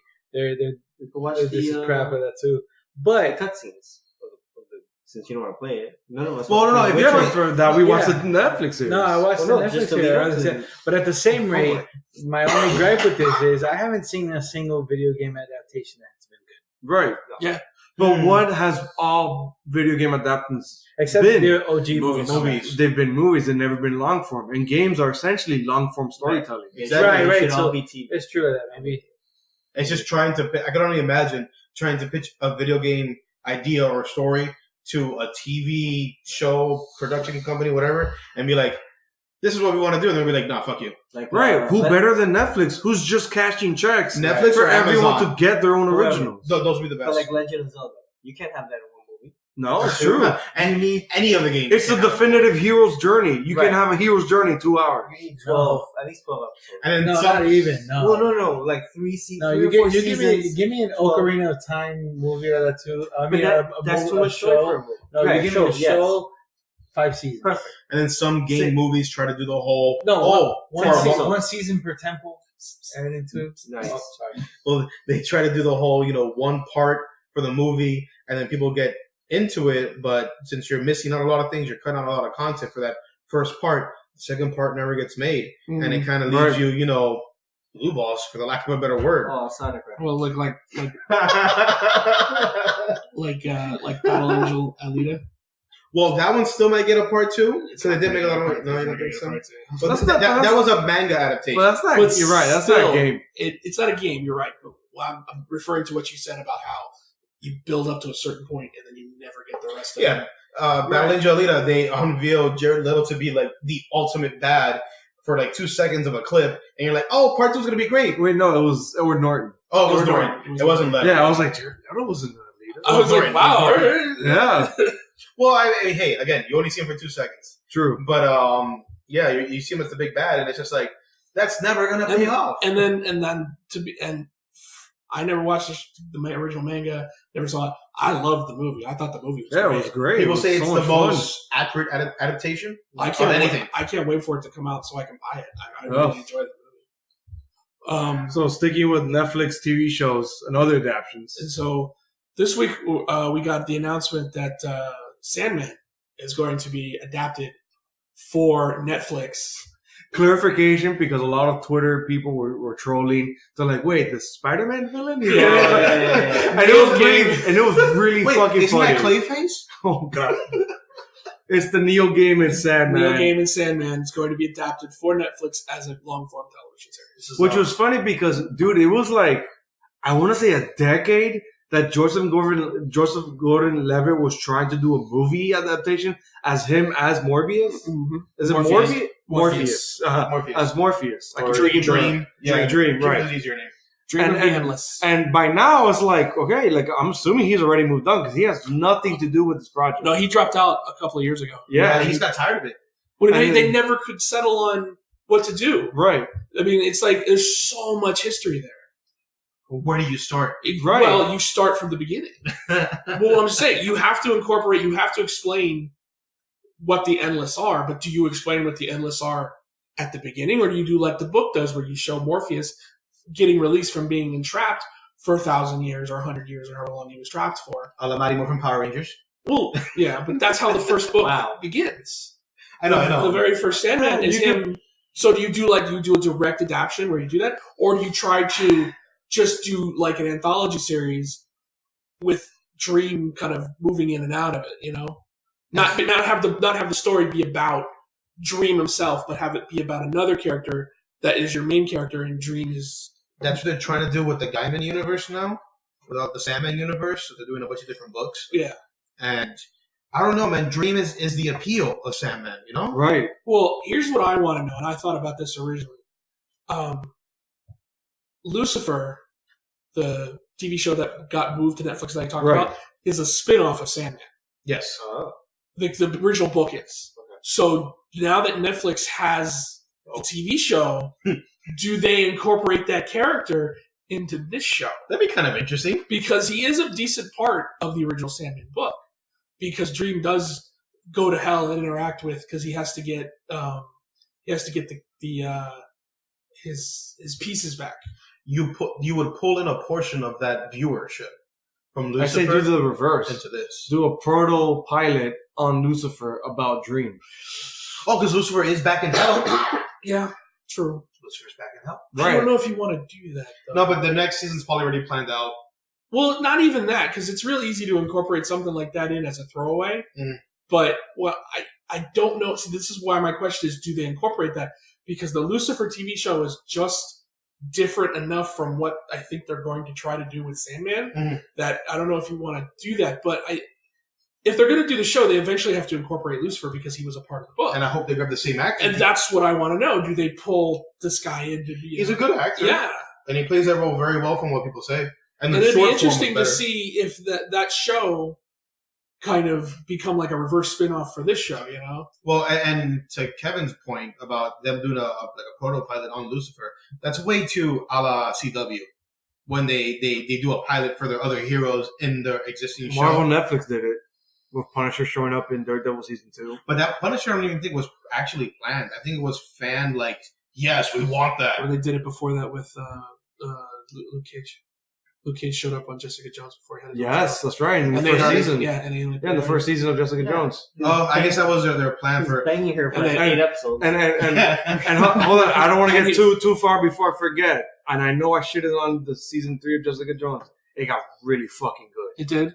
It got so good. After episode Because I three. guess the first 2 were trying to get to what the show was about this next season. And I hated how long it took us to get there. Kind of like a la George reading fucking Nightwing. But it finally got to, dude, it's this like insane serial killer with like 5 or 6 masters and PhD degrees that he flat out tells Jessica Jones, I know who you are. I know where you are. I figured you out in an afternoon. And then now she's just, the rest of the show has just been her figuring out, how do I take this guy down the legal way? Because everywhere that like they have some kind of confrontation, he one-ups her. But he's hid like bloody money evidence in her apartment. And she doesn't know how the fuck he got in and did that. Kind of like the Thinker on Flash. Think of it that, yeah. Think of it that He's outplaying he's her. just like, right. He's just like, he's so 10 steps ahead. To me, it's fascinating now. But let's see how it ends. Oh God, I forgot what I was going to say before. Continue the Netflix thing or no? No, We ranted enough about Sandman and what they're gonna do. So then Sandman's going to be on Netflix. It's going to be hopefully it'll be awesome. I can't wait for it. David S. Goyer writing. I don't know how a lot of people you feel about that. I Yeah, know already I'm- Joe hates that. I'm already iffy. What else on has he it, to done? be honest. Man of Steel and the Dark Knight trilogy, Oh, he did Dark Knight trilogy. Pretty Yeah. much, I'm okay with him. and he pretty helps much every DC movie that's come to the theater before the DCEU. DCU is written by David Goyer. And he helped pilot and kind of show Bible the Krypton show. Again, more than okay with it at this point. I'm okay with David S. Goyer. I get he's a messy writer when he's on his own, but when he has a partner, like a writing partner, he writes fine. Just remember, he directed Blade Trinity. On that note, I'm on terrible. episode 5, Of season 1, Krypton. nice. How are you liking it? Slow, but I'm still watching. Oh wait, but It's like wanting to hate but still enjoying. That's No, how I feel. hate everyone. no, I hates understand Joe because Krypton. the first half of Krypton season 1 is like references, Right. but we also World building, sci-fi, world building, world right? building. But then the second half gets into okay, world building is done. This is the plot. Once Brainiac gets into the thing, Yeah. I get the symbol is the house, but goddamn, why is everybody wearing capes?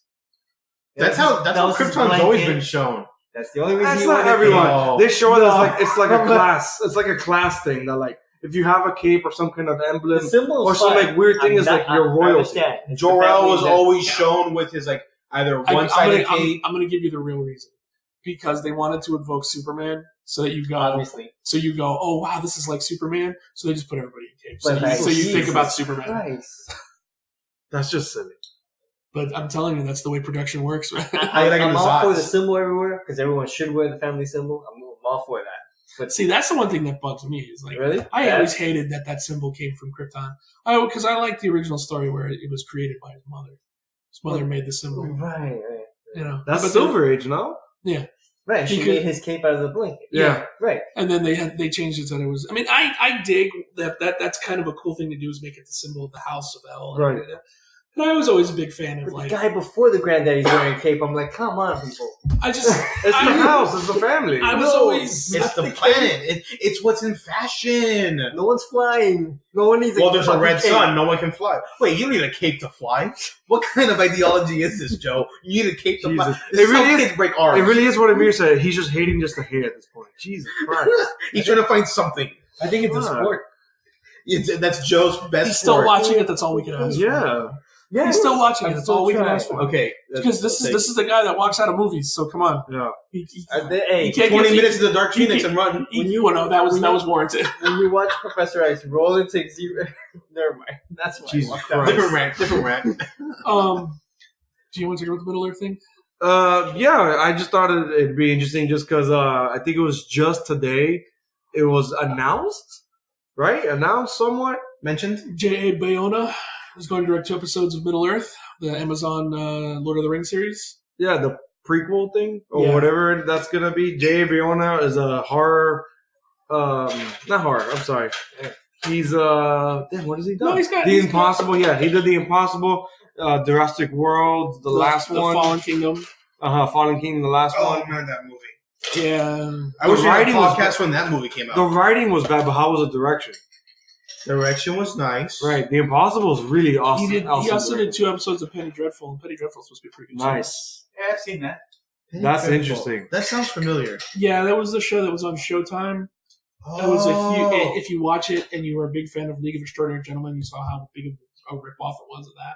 Yeah. Well, I think my Gothic. ex would like But that. a goth, yeah. Well, no, League of Extraordinary Gentlemen was gothic too. Things too. Yeah, like Monsters. Universal Monsters. Yeah, my ex really was into it. She would tell me about it, and I'm like, cool, I'm not watching that. Hey, same story. Jesus Christ. That's a high five there for those who But couldn't tell. I just wanted to kind of bring up because I'm like, that's such an interesting choice.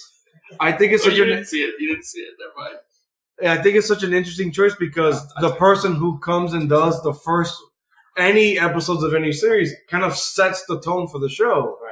So I think it's such an interesting choice because I'm like, okay, now we have to base Middle Earth on this guy's eye because Is he then after doing? that, Is he doing the first episode? yeah, he's doing the first 2 Oh, he's doing the episodes. first 2. So that's why I'm saying that like it's such an interesting choice because now the rest of the show will be kind of tailored to how he seems fits in those first 2 episodes. You get me? Like, he's setting the tone for the rest of the series. Right. Mhm. That's what a pilot director kind of does for every show. Yeah. So I'm like, that's interesting because this guy that I know of has only done feature films. Well, besides the Penny Dreadful. No, you're right. Mm-hmm. But something dark, like he could handle big scale because he did The Impossible, he did Jurassic World, so he could handle big sets, big sound stages. So I'm like, cool, like that's someone interesting because if you're gonna do something that big on a small platform, you need someone that can handle that scale. Yeah, and also all directing, coordinating everybody, all that stuff. It's not easy to have because the cast should be pretty big, right? I would imagine. It's just no one knows yet what era it is. People are like, oh, it's that era that like spans like 3,000 years. It's like, what does that mean? But any era has a carousel of characters, I guess you could say. Right. There's every Lord of the Rings adaptation, every part of the storyline, everything. There's a lot of characters to deal with. But if the rumors are true, that Amazon is throwing like millions of dollars, Buku money, right? Like fuck you money into this first season. This Netflix thing is money, right? Oh man, I'm coining that term, Netflix money. Netflix money. I'm excited for it. I'm a Lord of the Rings fan, even though I'm not into fantasy. I like Lord of the Rings because of Peter Jackson's take in the first 3 movies, not the Hobbit ones, because I couldn't stand those. Super. Amir's falling asleep here. That's fine. No one cares about that opinion. No, I'm okay with that. Dang. This is my podcast. I'm excited because getting a director for the first 2 episodes of his series solidifies this is happening. I knew this was going to happen. Again, Amazon was throwing Netflix money at this. And we've been the CEU fans. And a director coming and going doesn't mean a whole lot. We've had some movies have like 3 different directors before it gets canceled. Flash has like 6. Hey, wait, speaking of The Flash. Okay, so Moves us on to movies. Moving on to movies. It's a nice segue. So first, since we're talking about that, Andy Muschietti has been tapped to direct the new Flash movie. The It director. The It director. Stephen King's It, the remake director. Uh-huh. It's very specific with that one. Start your stopwatches to see how long he lasts as director before one of the stories. And from according to everybody, it's still Ezra Miller's. Yeah. That's another ticking clock. Well, Ezra Miller was tapped to. That's a clock I want to run out, though. No, come on. Oh, you're not a fan of Ezra Miller? No. Oh, wow. I'm sorry. Same. Oh, Joe, you don't like it. He's Wally West. He's not very God damn it. Really? Fine, so he's the right actor for the wrong character. I just don't like his interpretation of the Flash. I don't care who he is. To Joe's point of like that the movie pending that keeps losing directors and whatnot, but Andy Muschietti has taken over previous projects for other directors and done it because it was supposed to be done by Cary Fukunaga, and he came out and he's like, "This is what I want to do," and they're like, "Yeah, do that," and he hit out of the park with the first It. It too looks like it's going to be fucking great. The trailers would make me want to watch it personally. Right, Yeah, and then what I wanted to bring up to the podcast is DC's, not only DC and Marvel is kind of hitting big with horror directors coming into the superhero genre and kind of doing great. Which other ones besides James Wan? James Wan of Aquaman, James Gunn of Guardians, Scott Derrickson for Doctor Strange. Well, hang on a second. You said DC. No, he said DC and Marvel. DC and Yeah, Marvel. like the 2 big names, just any horror director coming into doing a superhero franchise and pretty much doing it Not great. doing a horror movie, but doing a great superhero. Right, just their take, their keen eye on something metaphysical, taking over in the realm of superhero. I guess it kind of makes sense if you think about it a little abstractly. Like horror directors, they have a certain eye for certain things. Right, they have like a certain elevation of creativity. Yeah, and they can perceive the CG and everything, how they want things to happen. And then most importantly, they can do shit cheap. Yeah, James Gunn. That man knows how to do it cheap. I don't know about Aquaman being cheap though. I mean, I'd say Aquaman wasn't cheap, but he knows how to do one. Yeah, my only take on that is just the fact that superhero shit you believe. I'm not a fan of horror movies because half of it is just like tropey. So I'm like, I guess it works out better for them because it's just like you believe the bullshit and you can do bullshit well. So right. This is going to be a very unpopular opinion, and I'm just going to preface this by look at the amount of movies there are. Horror is easy. Yeah. Oh, Right. horror is easy. Right, 100%. I get it. But that's why But that's what I was probably kind why- of jabbing, because saying that probably like, why they it's do so- it for the cheap. Because horror is such an oversaturated market, and Paranormal and Activity is. right? It's because it's easy. It's easy to use those practical props. What's expensive is CG. So horror directors are used to doing shit on the cheap, using practical stuff, doing That is favors. one thing I will agree with is their ability and their use of practical effects. Right. Because okay with. it's hard to do horror right. So, well, how do you make yourself stick out over someone else? Scott Derrickson with Sinister. Okay, well, I see where you're coming James from. Wan with The Conjuring. James Gunn with Slither. And I see where you're coming from. This I didn't buy it Right. at the I just beginning. find that it's a cool, interesting trend that horror directors are getting penned for superhero movies. And to me, I'm like, it makes sense. What if this becomes like the next stepping stone? It's like you start out in horror, you move up to superhero, and then you get into main Hollywood world, and you start making your art films. He won't, Yeah. You know what, he to won't be even honest- make the movie. 2 weeks, he'll be gone. I don't know. Andy That's Muschietti, that's what I'm saying. Andy Muschietti has stepped in for other directors and then hit it out You of the know, park. here's You're winning the the thing. wager? Here's Oh, is Joe willing to take a wager? Bet your kid. No, Damn. It's okay. No, I all don't I think have. we were one Yeah, I'll make my own. Bit of a pop. Take a toy from him. I will say this with these movies, especially with the DC movies. Until a camera starts rolling, gotta take them. No, I believe that. Pre-production. I mean, not look even how, that. Look how long. Production you can still bolt. Well, look how long Matt Reeves has been on this Batman. It's been like 3 or 4 years, and we still haven't seen shit. But he casted someone. Yeah, oh, Hey, there's a Flash. exactly. Yeah, exactly. So we have 2 casts, 2 directors. Both movies are going to get made. Watch. I don't think Andy Muschietti is gonna do a Flashpoint. I don't either. I I think don't they're see trying to him get doing away that. from that. I think they're Because really what trying that to get away director is from really good at, he's good at doing ensemble cast but small story, and making you care about the small story. Again, I mean, you can do that on Flashpoint. that. I don't know. You can adapt a Flashpoint, not the exact story. You can it's adapt too it. high of a Do you concept. want a Flashpoint movie? To I erase don't. everything that we've seen? Yes. Bleach my eyes. Whoa. Nah, man, I like Wonder That's a Girl and little worse than you. Aquaman. Yeah, We can keep her. He's Hey, like, wow, I agree. No. We can keep Shane. Wonder Girl. We can keep Bro Girl. Aquaman. Aquamoa. Aqua Bro. Aqua Bro. We can keep them both, but it doesn't mean that we can't Flashpoint and, hey, Bruce Wayne's someone different all of a sudden. Well, they are doing that without Flashpoint. Exactly. So why not use Flashpoint and bring the universe back together? You're thinking So- logically. Yeah, you're thinking too logically and giving the audience too much benefit of the doubt. Warner Bros. ain't logic. Screw the audiences. Yeah, they've been thinking about the audiences for years. The feelings of Just George do not reflect the feelings He just of the sounded like a Rogue Warner Bros. Nation exec. podcast. Screw the fans. Disclaimer. No, not the I'm fans. included, but fuck me. The audience. Right. they are. Because Warner Brother has been doing supposedly to try to milk the fans, Uh-huh. and it hasn't worked. No. Duh. So why not do something that makes more sense and has like the hardcore fans be like, "That's not my Superman," and just change it. Screw them. A la Joe. Henry Cavill is my Superman. Number one. It's You a mean very The Witcher? strong job. You mean Yes, The Witcher. Geralt He had to move on to The Witcher because he was sick and tired. holding a Of cape? waiting. Where's Man of Steel 2? But Man of Steel was Damn. what, like 6 years ago? He's like, you're gonna do a Birds of Prey before Man of Steel? All right. I won't lie though. How He long has Netflix? the strongest jaw of any actor to play Superman. He looked. I saw him in the Witcher poster, and that jawline was so strong. I was like, "That's Geralt. God Yeah. damn that jawline." Okay, moving on. Sorry. Was he on a really long bathroom break that worked in? Yeah. After seeing that jawline? Possibly. Hey, and, that's and the bathroom door is by my desk. Yeah. Also, you heard the whole session. Oh yeah, jawline. We always have to say it's constipation, but nobody believes it. Yeah, supposedly I'm lactose. So breaking today, I guess because I hadn't heard about it before today, is they've cast Ariel in the new live-action Little Mermaid Who movie. wants me to call the wife? Because Disney's trying to diversify and also recycle themselves. Because we are in the age of reboots.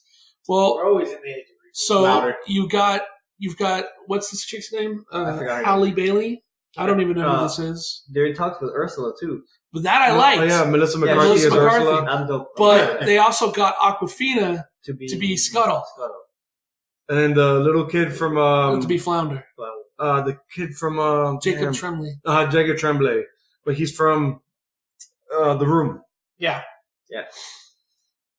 Here you Yeah, Haley Bailey. Haley Bailey. go. Haley Bailey. Not to be confused with Halle Berry. Right. She's cute though. When I first read the thing from him, that's what I thought it said. Halle Berry? So the Me Twitter. too. So the Twitter. Yo, And Twitter, And yeah. it started its own other handle. Halle Berry for Like, Little Halle Mermaid. Berry. It She's was 50. hysterical. Hey, Ariel. No, Halle hey. Berry's still fine. No, I'm with you. Okay. I'm with you. You know, it. She don't do it for you? Wait. You know what? It was that Storm Roll that didn't do it. Oh wait, no, I'm not even talking about that. I'm not Was it even talking about Catwoman? Jesus. No. He's not Hey, a Halle Berry. It was It's chaos. Swordfish. Halle So- Berry was one of those actresses that played both Marvel and DC characters before it was popular. Oh my God.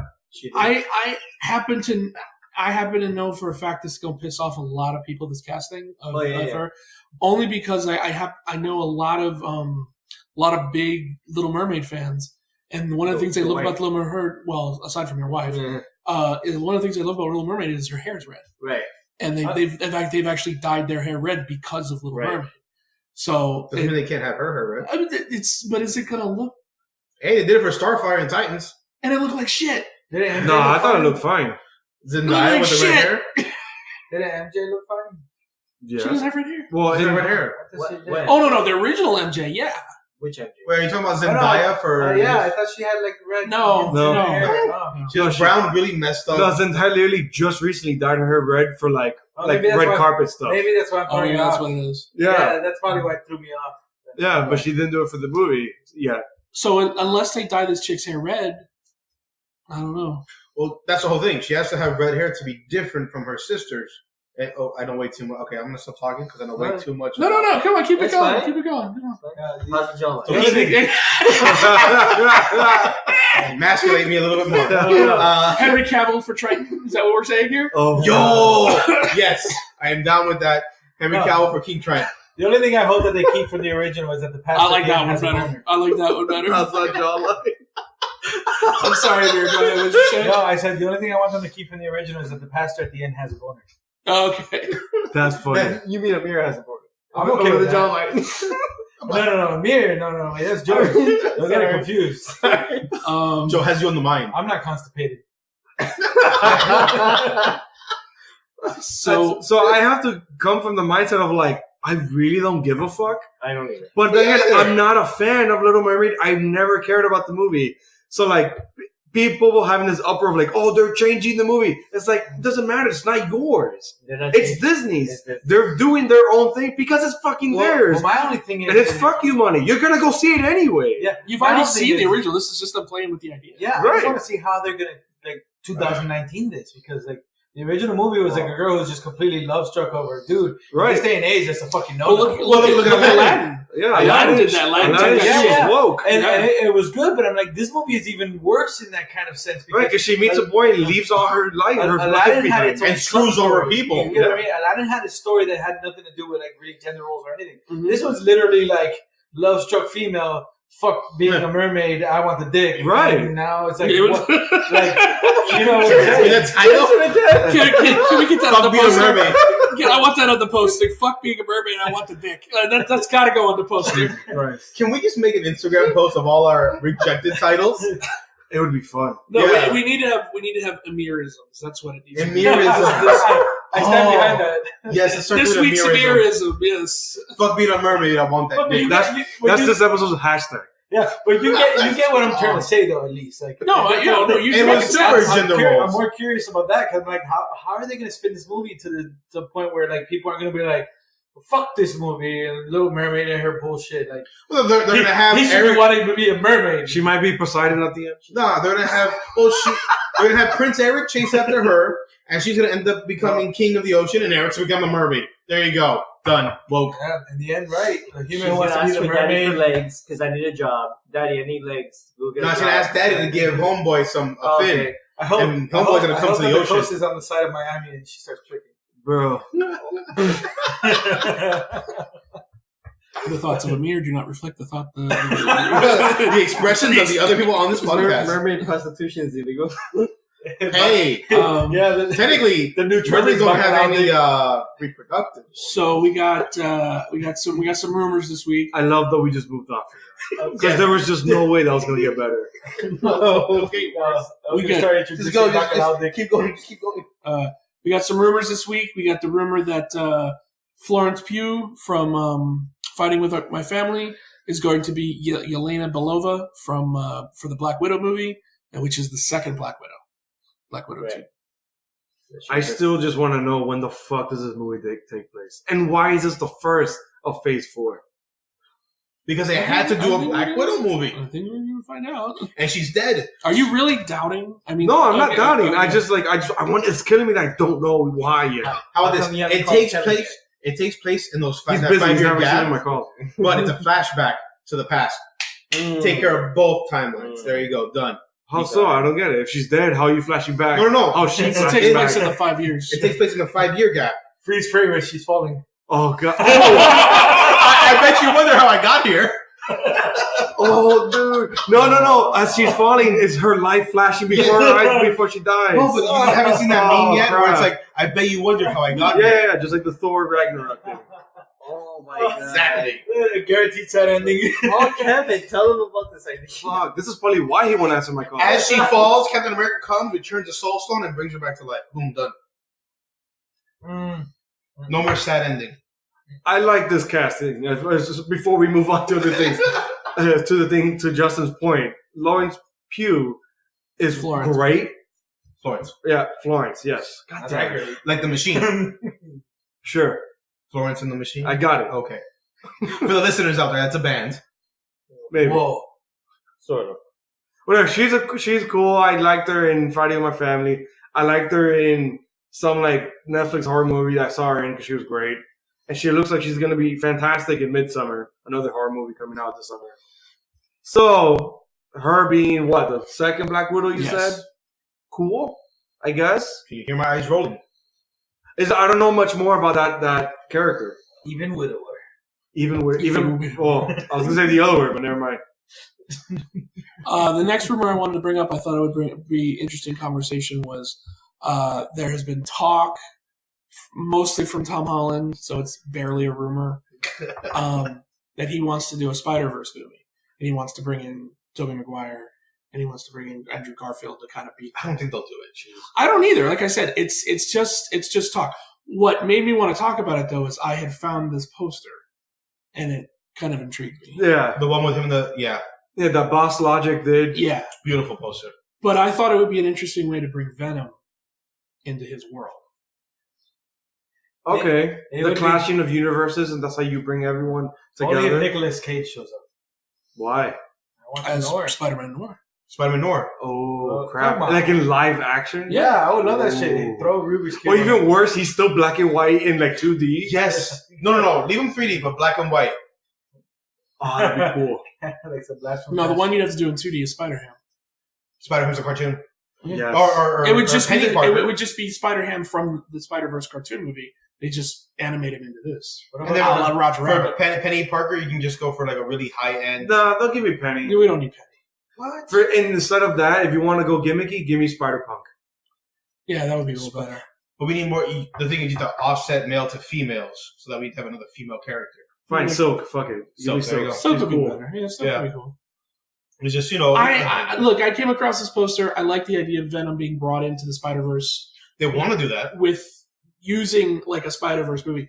I don't think the other two would ever do it. And never mind the fact that I hate Tobey Maguire as a person anyway. So. I've seen interviews with He's like Andrew, 45 anyway. I've seen interviews with Andrew Garfield. But you could do it. I'm sorry, I don't know. You could do it to where he's an older Peter. So he's the Peter B. Parker. like Peter in B. the- Parker. Well, no, it's just he's still Peter Parker, but he's the one in his universe.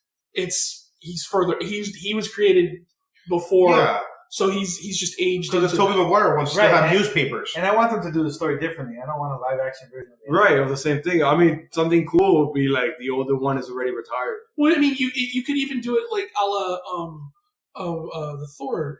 You have the old Thor, the middle Thor, and then the young Thor. Okay. You could have it be Tom Holland's the young Spider-Man just starting out. You could have Andrew Garfield be the middle Spider-Man who's been doing this for a little while Teenage. at his height. Oh yeah, And then you can have Tobey Maguire be the older Spider-Man who's grizzled, who's had a family, who's lost things. but that's more timeline and not. But universe. if you do it universe-like, where in his universe it's further in the future, and in Yeah. his universe it's I like it.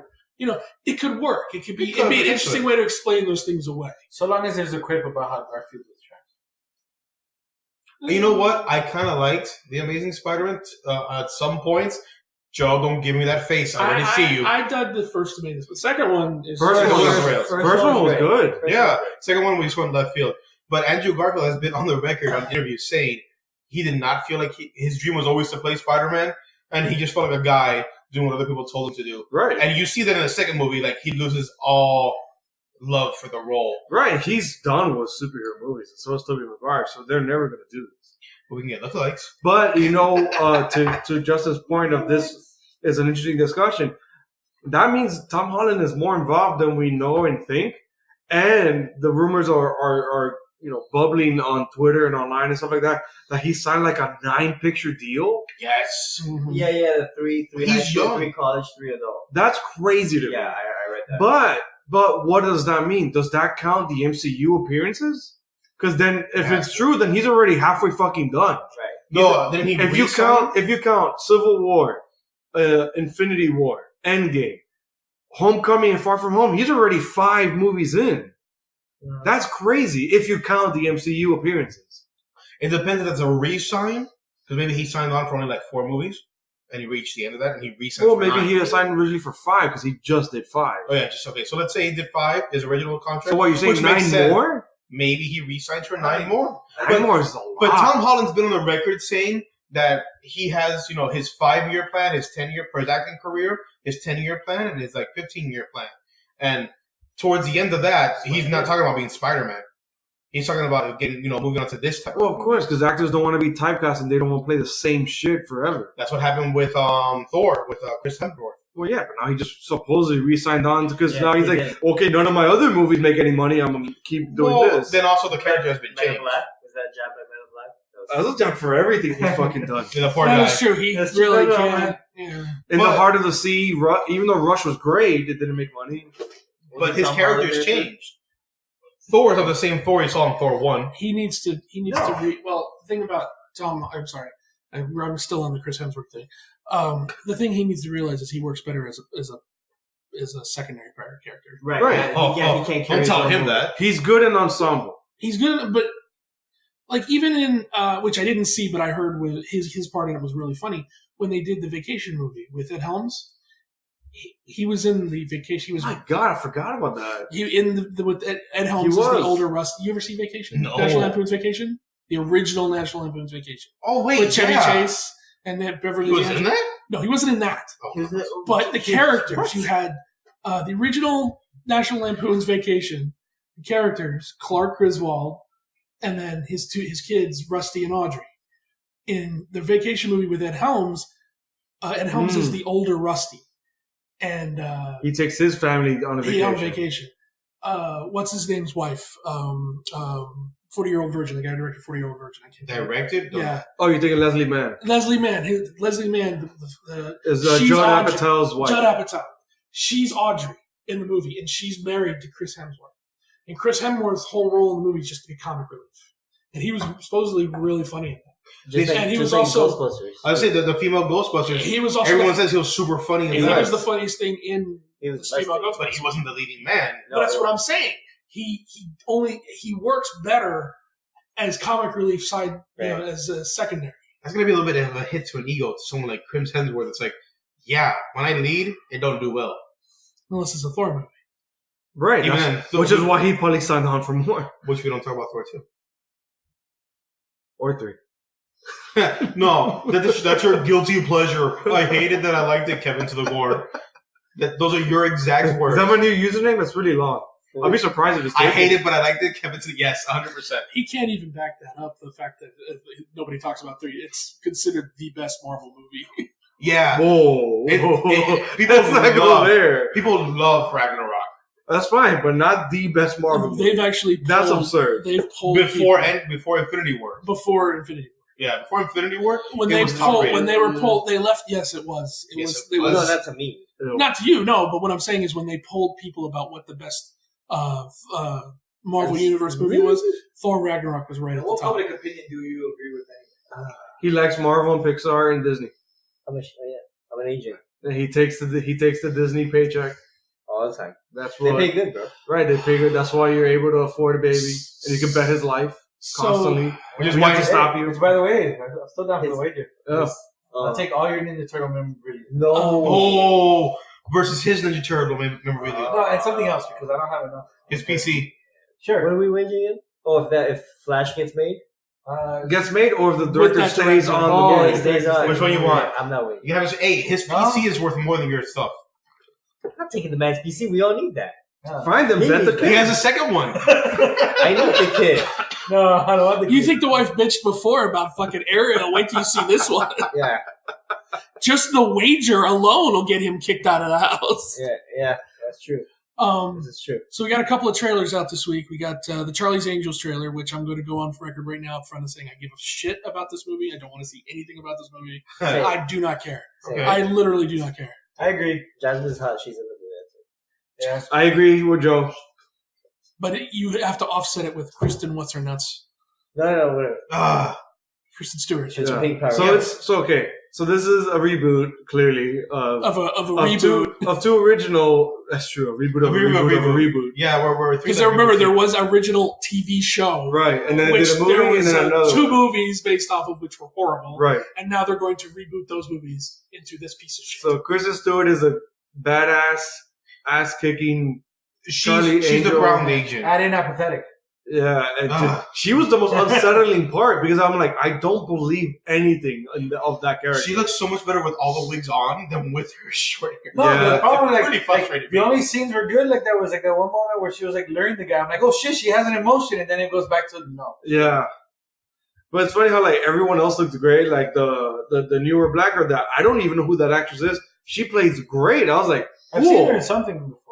To me, she doesn't look familiar. And then we And got then our of maid, course, Jasmine. once you get our babe, Naomi Scott come into the picture, Yeah. emoting like crazy all over the trailer, and I'm like, can I just see you for like 2 hours? Can we have Charlie's Angel For real. one I singular? second that. Yeah. I agree. She's the only thing that they're selling that because they focus so much on Kristen. And I was just like Yeah, as if she's the I'm selling point. I'm like, no. 100% come she's not. on. And and it's funny how I'm not the one that even said it.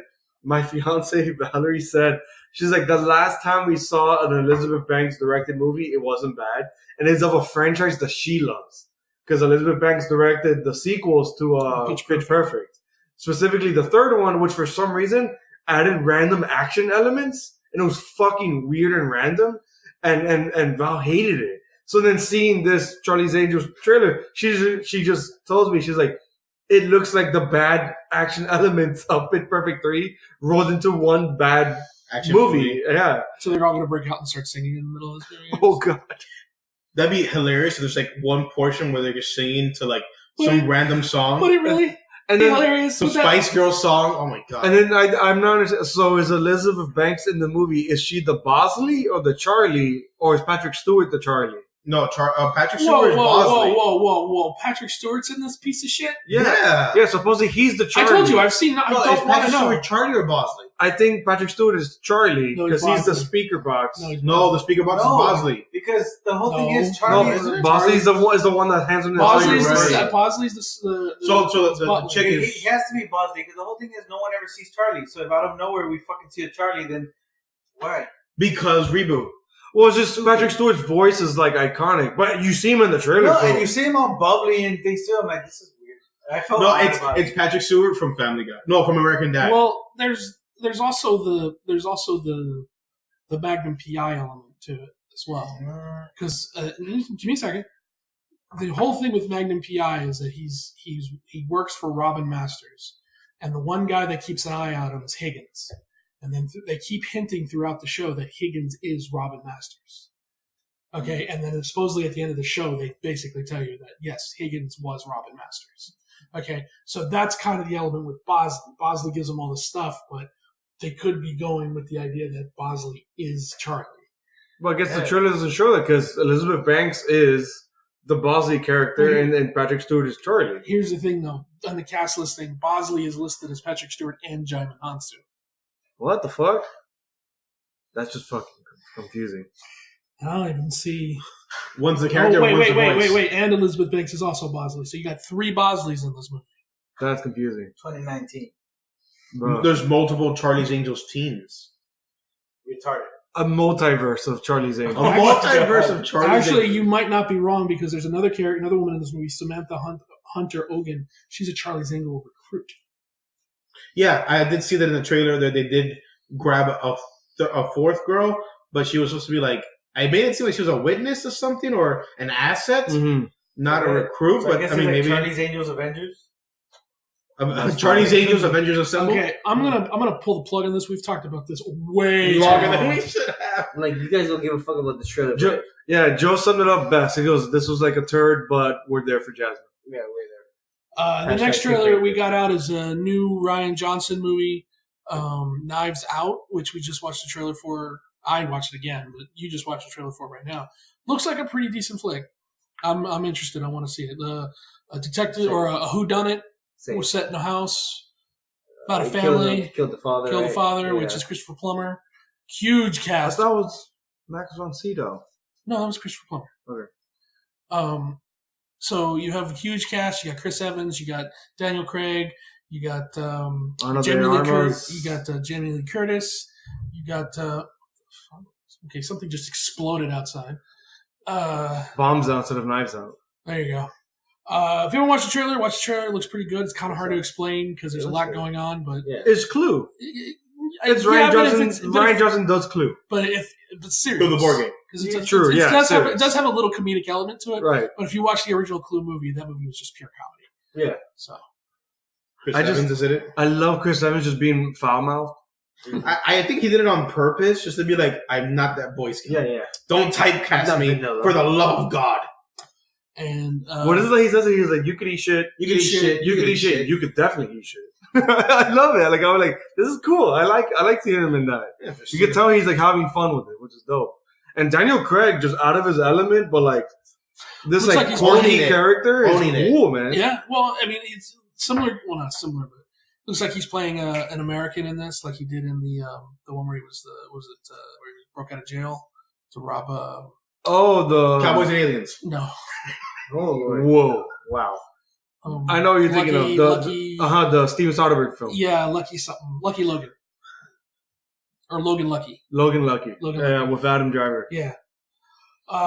So last thing tonight, we got the Toy Story movie, Toy Story 4. We all saw it except for George. Yeah. Just George. Just George did Uh-oh. not just watch it. I just came from it. I watched it today. Wow. wow. Well, we were going to talk about it, so I said I better see it. Okay. Thought I it was really saw it good. over the weekend because I've been wanting to see it. Even though I was in that camp that I'm a not diehard. I've grown up with the Toy Story movies. Mhm. I cried during the ending of the third one. I thought it was perfect. Yeah. I got my closure. I got my ending. I did not want or need anything more. So when it was announced and we saw the trailers, I'm just like, this looks like a cash grab. We don't need it. And then when I saw it, I was like, okay, I get what they were going for. This is Woody's ending. We got Andy's ending in the third one. Mhm. Fourth one is Woody's ending. It's Woody growing up and letting go. And this movie is basically about being a parent. Yeah. Yeah. To 40. Yeah. So it's like, so it made me think of you, Joe. I'm just like, because I'm assuming that Thank you're you. my same boat of like, you've possibly grown up in every different decade or stage in your life. You've seen a different Toy Story movie talking about a different aspect of life. So now you're a dad, and now you're watching Woody kind of play a dad. What I was getting at for you with this, George, yeah. When he's the high five thing in the movie, there's 3 combat Carls, Mm-hmm. and their version of GI Joe, and That's what they're called? I just call them the green plastic guys. no, something those are else. the Army Men. There's the actual GI Joe action figures. Oh my God. They're called- G.I. Joe action figures. But they're called Combat Carls, or Carl Weathers does the voice of them. Yeah. And And there's he's three- all of them? He's all. There's 3 of them, and two of them always high five, and there's a third one that always posts up for a high five, and nobody high fives. Yeah. him. Paired up. Oh. Dude, okay. So It's so bad. I was gonna say a point about the movie, and I'm glad you started with that one, Justin. This movie feels very different from the other 3, where the humor feels modern. Yeah. So the main element is the humor, and I had to explain it to Valerie, my fiance, because she didn't understand. Because in her mind, because it's been so long, that's always been there. I'm like, that's not always been there. This humor, this very modern humor, 2019, where a joke lingers or goes on for too long, but then it gets funny again when it goes on for too long. Mhm. So the thing with the high five, it's not once or twice or 3 times. It does it for like 5 or 6 fucking times. That's practically depressing. Where every time they're talking about like a cool like little thing and they high five, or they even high five Woody. And he even the third one, the third Carl Weathers army Combat guy. Carl. Combat Carl. He hangs like he gets left hanged by Woody. Like twice, and I start laughing so hard because I start understanding that the movie. I'm like, oh my god, is this weird modern comedy in Toy Story of hanging jokes lasting for too long and getting funny again? But did you stay all the way to the end of the credits? I believe so. Because it finally posts up at the end of the credits. Oh no! You get the high five? no. At the end of the credits, they have the Pixar logo come up again, but instead of the lamp coming out to take the eye out, it's Duke Kaboom. So he comes in on the motorcycle. It's Keanu Reeves' character in the movie. He's Wait, Keanu Reeves is in this? He plays a Canadian toy. That's a Canadian Daredevil toy on a motorcycle. I saw that in the trailer. I didn't know it was Keanu Reeves. And he comes The in. Keanu songs. And It sounds like him immediately. And he doesn't change his voice at He all. comes in and he jumps with the bike. He jumps on the eye and knocks it out. And then Combat Carl comes in and yeah, buddy. That's awesome. Fuck, I'm He mad. finally gets his high five. At the very, very, very end of I won't the lie, that would have made me depressed. Because I'm always that guy. It's like someone puts their hand up and like their buddy misses it. I'll just run up out of nowhere and high five them. Like, Oh, gotcha, bro. and it's even lingered upon too, because the first time it happens, the first two like, yeah, buddy, and the third one's just like, Yeah. He's a toy and he just has his hand up. yeah. Yeah, no one does. That's Oh, what and I'm saying. it's the snow combat Carl too, because there's the regular combat Carl, and then there's the desert combat Carl, and then there's the snow combat Carl.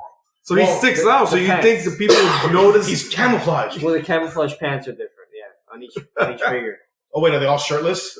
No, No. wife beaters. No. But in this one too, doesn't really focus on much of the other toys except for Woody. Yeah, the original cast of toys are almost just completely ignored. Yeah. Like, they're barely given anything to do. Jesse doesn't do anything. Even Buzz. Buzz barely gets anything to do. I mean, at least Buzz goes along with certain. He has a really cool. He does have a funny subplot because at one point in the movie, Woody's like, the voice inside me tells me what to do. And Buzz's like, what voice inside me? My conscience, the thing that tells you the good things. And then Buzz starts pressing the button on him, so he starts listening to the voice box in him do things. Yeah, so he'll be like, check the perimeter. He's like, I'm on it. He just jumps out of the car. But they get to a certain point, and Woody deserts Buzz and goes back in looking for Forky, and Buzz doesn't know what to do. He goes to listen to his voice, and every time he presses like 7, 8, 9 times, and every time it's to leave. But he knows he's not supposed to leave. He knows he's supposed to do something else. He's like, sayonara, hit the road, do this, do that. Abort mission. Like, everything on it, job well done. Like, it's different variations to just leave. It's funny. So then, to give you like what's going on in this movie and the plot of why the fuck this movie's even happening, I get into Forky. It's a lot to explain too because you don't know about 3. So Andy goes away to college and gives the toys away to Bonnie. This younger girl. I got that from the trailer. They recap it at the beginning. Yeah, they even recap why they explain the disappearance of Bo Peep. Because she's missing in the 3rd Toy Story and you don't know why. Yeah. She's just missing. So when Andy gives the toys to Bonnie, I think this movie jumps to a couple of months or like a year or so after that she's already used to the toys, that she's already to the point that she's already abandoned Woody. She leaves him in the closet. Yeah. So she plays with everyone else. She gets the sheriff's badge and puts it on Jesse. So he's just like, okay, it's cool, whatever. Like, I'm cool and collected about it. Like, whatever, it's Jesse's time, whatever. So, but he's now moved to this kind of like leader role where he's taking care of the room, but he's still stepping on the shoes of someone else. But see, he's not. He used to be the one that ran the room. He was the one that, this is what we're going to do, guys. But now Bonnie has her own doll that does that, and he keeps trying to take over. And she's like, Woody, I got this. He's like, oh, you're right. So that launches like what the rest of the movie is about is. He doesn't know what to do because I like he comes to face and finally admits in the ending of like there's nothing else for me to do other than please Bonnie because he has nothing else. The whole thing is she's still attached. She's going to kindergarten, but she doesn't want to go alone. And Woody sees that she's going to have a hard time, so he figures, well, I'll go with her and defies everything, and I'll keep her safe. But when she goes, she creates Forky, and then Forky becomes the new best toy. Yeah. So it basically replaces him. He helps to replace himself. I love that moment, and I think it's Valerie's favorite moment. After the first day, the parents come pick up Bonnie. They're like, "Oh, how was it?" She's like, "I finished kindergarten," and they're like, "Oh, fuck." Yeah. No. I was like, no. That sounds like a real thing that happened to one of the writers. Dude, and it was just orientation day. It wasn't even the first legit day of Right, kindergarten. It was so fucking You need to funny. be here for a while. So she brings back Forky and she puts her name on it. And that's where he comes to life. And I love how like it's like a reoccurring thing of like, what brought him to life? Was it the name on the feet? Like, what the fuck? And he's like, his arms kept slipping, his eyes like fucking like bulge out or like fall because he's a poorly arts and craft there. But he Poorly knows he's created trash for 'cause it. he keeps throwing himself in the But yeah, he trash. keeps saying Yeah. trash. Bro. He's like, trash? Oh, he's self-deprecating? Yeah, he's Yeah. like, I'm supposed to be Well, in he the trash. wants to be in the trash. Right. That's his whole thing. He's just like, I was built, Yeah. I was made for soup, maybe something else, and then the trash. Right. I'm trash. And I love how like they're like, why do you want to go to the trash? He goes, because it's comfy. Yeah. It's where I belong. And It's like, warm. oh my god, like dude, you have more worth than that. They're like That's a so Woody. depressing. It's depressing. This fucking movie's depressing. But that's how they explain why Bonnie wants him and needs him. It's like, you are Bonnie's trash. You are warm and you are, and cozy for her. and you are what keeps her safe. He's like, oh my god, that's what turns around. He's like, we need to get back to her right away then. Oh, that's like the second act. Like, hey, Right. we're going to do this Right, now. so then I like what this movie is. It's not a destination movie; it is a journey, which is what essentially the theme of the movie. Because they go on a road trip, and it's for them to just go on a road trip for her to like get her mind off of kindergarten or the orientation day, and just go back because she like had a really hard time even with Forky. So the whole movie is just them on this RV to a place, and then just at that place. That's it. So they get stranded because Forky fucking keeps trying to get to the trash, which is to my point of this reoccurring thing of a joke going for too long. Dude, it's like 40 fucking minutes of Forky trying to get into the trash. Yeah. Like, Dude. Woody has to jump into the trash, and every time he falls in, he throws him back out. So, like, Because Bonnie looks for him. yeah, well, Bonnie sleeps with him, and then as soon as Bonnie falls asleep, he crawls out of her arms and jumps in the trash. So Woody jumps in the trash, so every time he falls out, he just keeps throwing him back. Throwing him back, throwing I him feel back. bad for Woody. Yeah, Well, bro. that's the point. And that's before the trip. Every pit stop, he keeps finding the trash. It's fucking hysterical. Woody put in work in this movie. No lie, I would have grabbed my drawstring, like the thing behind Woody that activates his voice box, tied it to Forky, and he's been like, you ain't going nowhere. That gets Woody in trouble again. Yeah. Oh, God, really? So in one of the major stops is this small town where and they stop at an antique shop because they see Bo Woody Peep. sees the lamp of Bo Peep. Mhm. So when they go to the antique shop, Forky gets kidnapped by these really fucking creepy Like ventriloquist dolls Like, that have no voice. No. Yeah. Well, the ventriloquist, they don't. Yeah. Dude, Yeah, that makes sense. dude, it's fucking creepy the way they But- they That interact. scene, yeah. So then they're the henchmen of like a boss, kind of like every Toy Story. There's the boss with henchman toys. The henchman toy of these ventriloquist dolls is this adorable girl doll. That was like Goldilocks, but she has no voice box. Well, her pull string was defective from the factory, so it kind of so she wants Woody's voice box, Right, so she can speak. She's never had a kid. She's obsessed with this one girl that keeps coming into the store. The grandmother's granddaughter that owns the store is called her name's Harmony, and she's obsessed with this girl. And she figures as soon as her voice box works, Harmony will take her in and she'll have a kid. So she wants, Dude. she wants to take Woody apart. Right, so of Wow. course he doesn't want to, do that, and Yeah. and in the mayhem of escaping, Forky gets kidnapped. So he enlists Bo Peep and new toys of this like carnival. So it's like the ducky and this like little bear that are stuck together. They're like With your cane prizes. tail. Yeah, which is they're great. Ducky is my favorite. Well, just all the things they want to do is like they have to get a key to get into one of the cabinets where Forky's being kept. And it's like, well, don't worry, we got this. I love it. And then it cuts to the grandmother walking through the store, and then they look and they see the two dolls, like, oh, right in their face. He's like, well, we're not going to do that. But there's two more scenes. Again, to my point about the joke going for too long, but it gets funny again. Because the third scene is like the grandmother going through the thing, then closing the store. then going home, then having dinner, then getting in the bath. And at that point, somebody goes, "How long is this story?" Don't interrupt. And when she goes to bed, you just see Ducky and the bear just loom over her, and they're like, okay, we get it, we're not doing that. But then the joke continues on to the end of the movie because then what are they trying to figure out? Once because I don't want to jump too much of the plot. But it's part of that, though. They realize their purpose is to help other toys find kids with the whole thing with the Goldilocks doll and finding her kid. Yeah, we'll talk about that. Right. So then Ducky and the bear, they're telling the story of like, oh, this was good. You know what we should do next. And all of a sudden it gets wacky where it's the carny turns and all the toys that they helped get kids are gone from his game. So then they just like, he looks over and they enlarge to like Doki and Godzilla. Get to Houston, and then they have Bunny has laser eyes and starts shooting at him, and then Ducky breathes fire. And then it cuts back to them telling the story, and they're just like, yeah, whatever. We could just get more toys for kids. They're like, yeah, and then Duke Kaboom sitting there, and he's like, do you really have laser eyes? And he's like, yeah. And he's like, awesome. So then he gets the whoa. Yeah, he goes to the whoa. Well, I'm telling you, like, it sounds like Keanu Reeves. Like, Keanu Reeves doesn't even change his fucking voice for the role. Keanu Reeves' whole storyline is fucking great. When they finally meet him, he's Duke Kaboom. He was given to a kid for Christmas one year, and in Canada.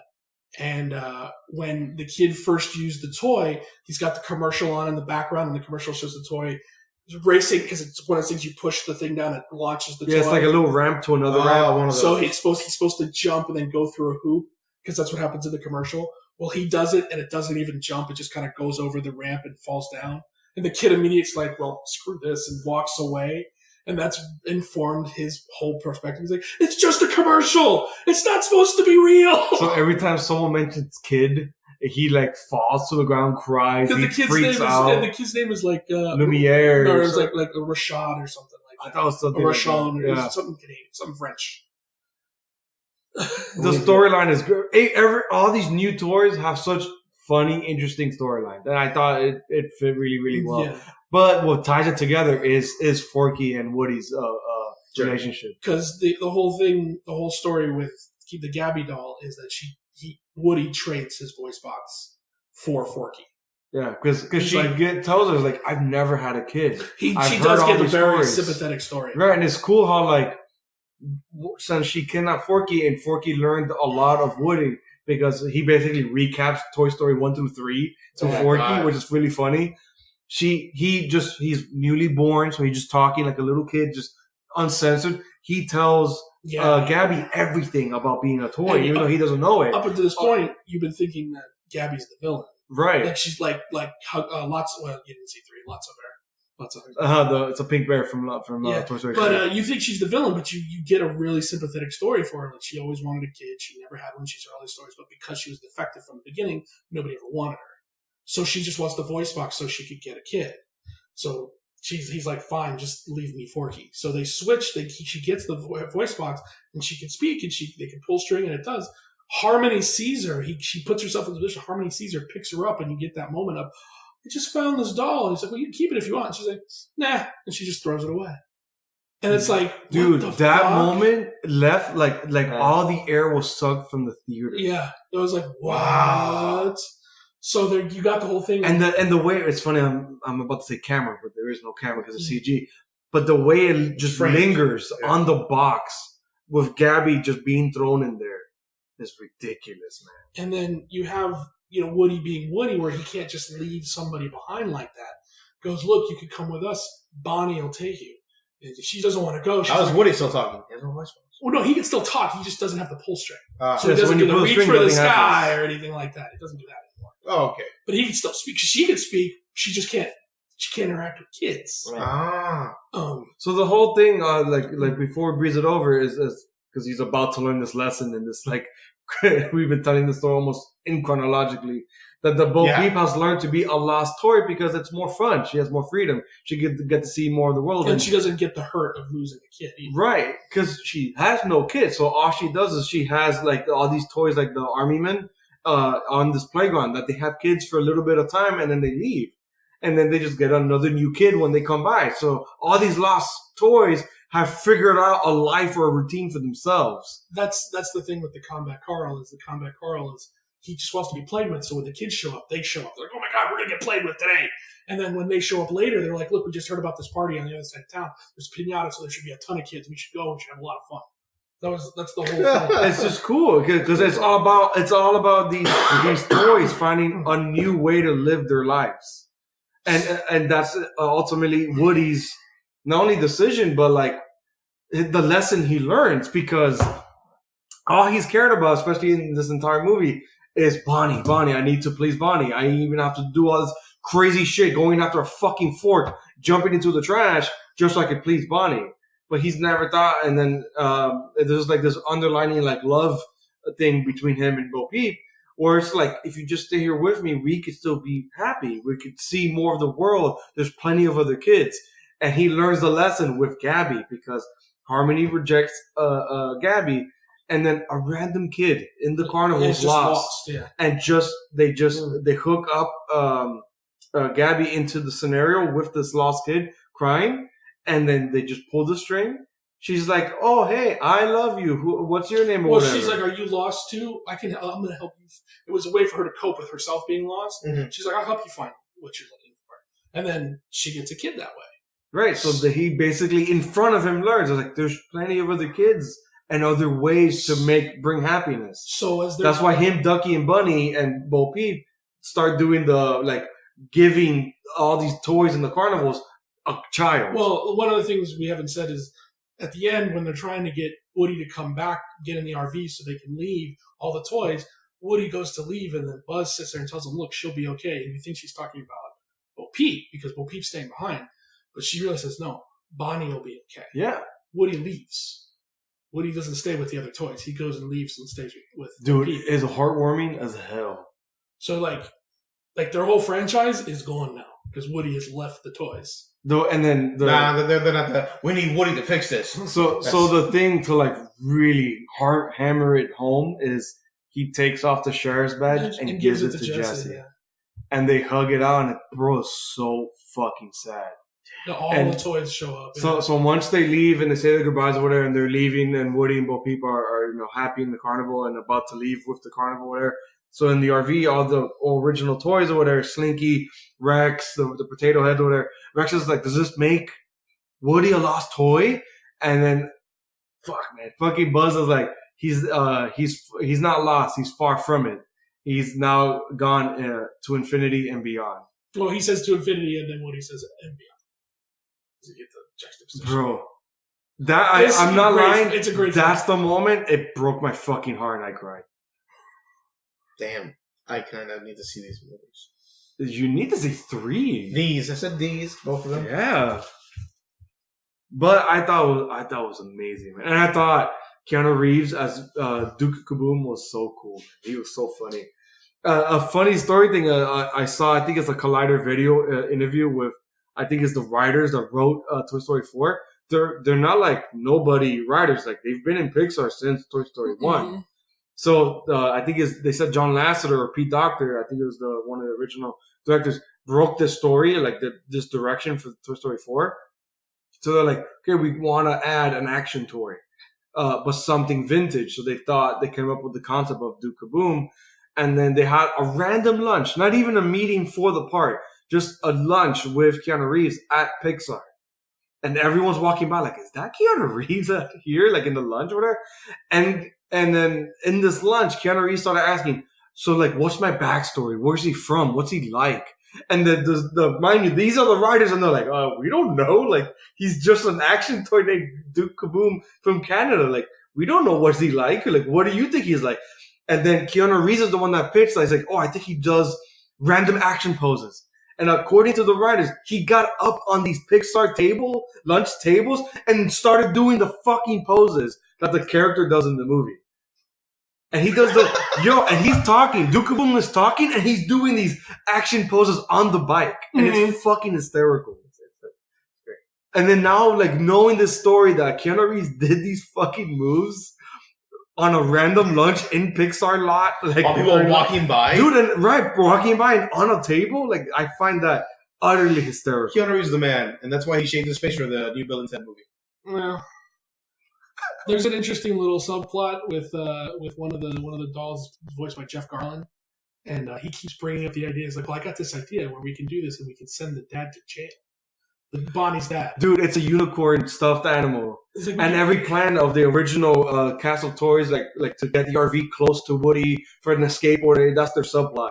It's like that's why they're not given a whole lot. It's just for them to be on the lookout or escape. But every time he comes up with a plan, he's like, "So I got this great idea. We could do this, this, and this, and then Bonnie's dad will just go to jail. It's gonna be great." What is wrong with that unicorn? Yo, that unicorn Jesus. was weird. Yeah, so that at the end of the movie, when Bonnie's dad gets pulled over by the cops, he's sitting there and he's like, "His dad's so going to jail." It's weird, man. It's funny. All right, I'll let you. Siri agrees. Siri agrees. So, Toy Story 4, totally recommend. Gotta go see Fantastic. it. Very good movie. Loved it. Thought it was great. I hope it's not a fifth. By this point, they could do no wrong. Well, yeah, pretty much. I mean, Yeah. but then you gotta go through the process of getting Woody back.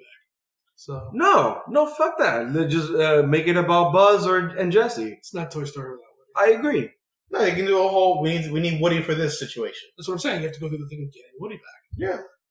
Getting your Woody back. There you go. That's- Can we add that on the failed? Could be a 2-hour commercial for Viagra. There you go. That's weird. But did they ever figure out what made Forky come to life? Oh, Is that ever resolved? There's a funny ass scene at the end where she goes to, I think, first grade. So it tells a time jump. She makes Knifey, and it's a female Forky, but with a knife. Mm-hmm. They meet, and this is like love thing where like hearts come out. It's like this is like dreamy introduction, and she goes, "Oh, I'm here to help you. We're toys. We're not trash." Because she's doing the same introduction. Trash. He's like, "No, we're toys. We're here for Bonnie. I'm here to help you. I Takes Woody's role. Yeah, he's like, I'll answer all your questions. And she goes, "Why? How are we alive?" And it just zooms in on Forky. He just goes, "I don't know." That's it. So I think that's the teaser for the new Forky series coming on Disney. Like Forky asks a question or answers a question. No, ask a question. Ask a question. Yeah. So I think that's gonna be some like crazy existential crisis.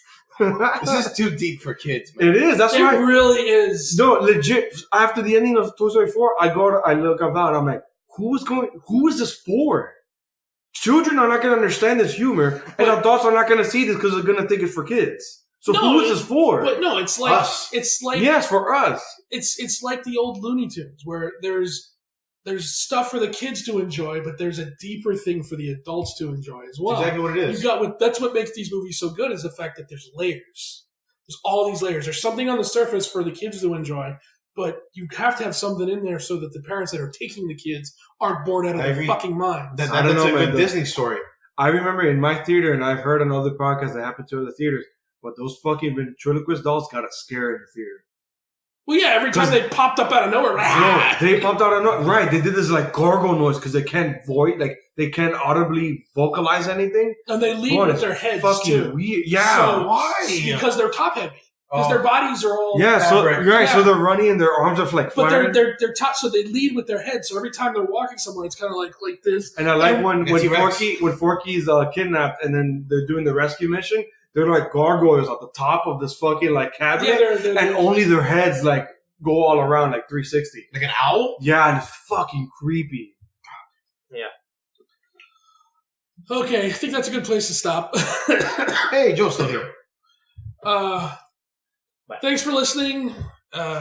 Join us next week where we'll have a full review of Far From Home. Spider-Man. Because the third of our, or fourth of our trio here, whatever. He ain't seen Blame it yet. Kevin. He ain't seen it yet. So, but we're being respectful. You know who We're else waiting hasn't for him to seen see it? The rest of our audience. True. It did just come out yesterday. All 8 of them. Well, the three of us have seen it, so that's almost half. Half of the audience. That's 75%. 3 out of 4.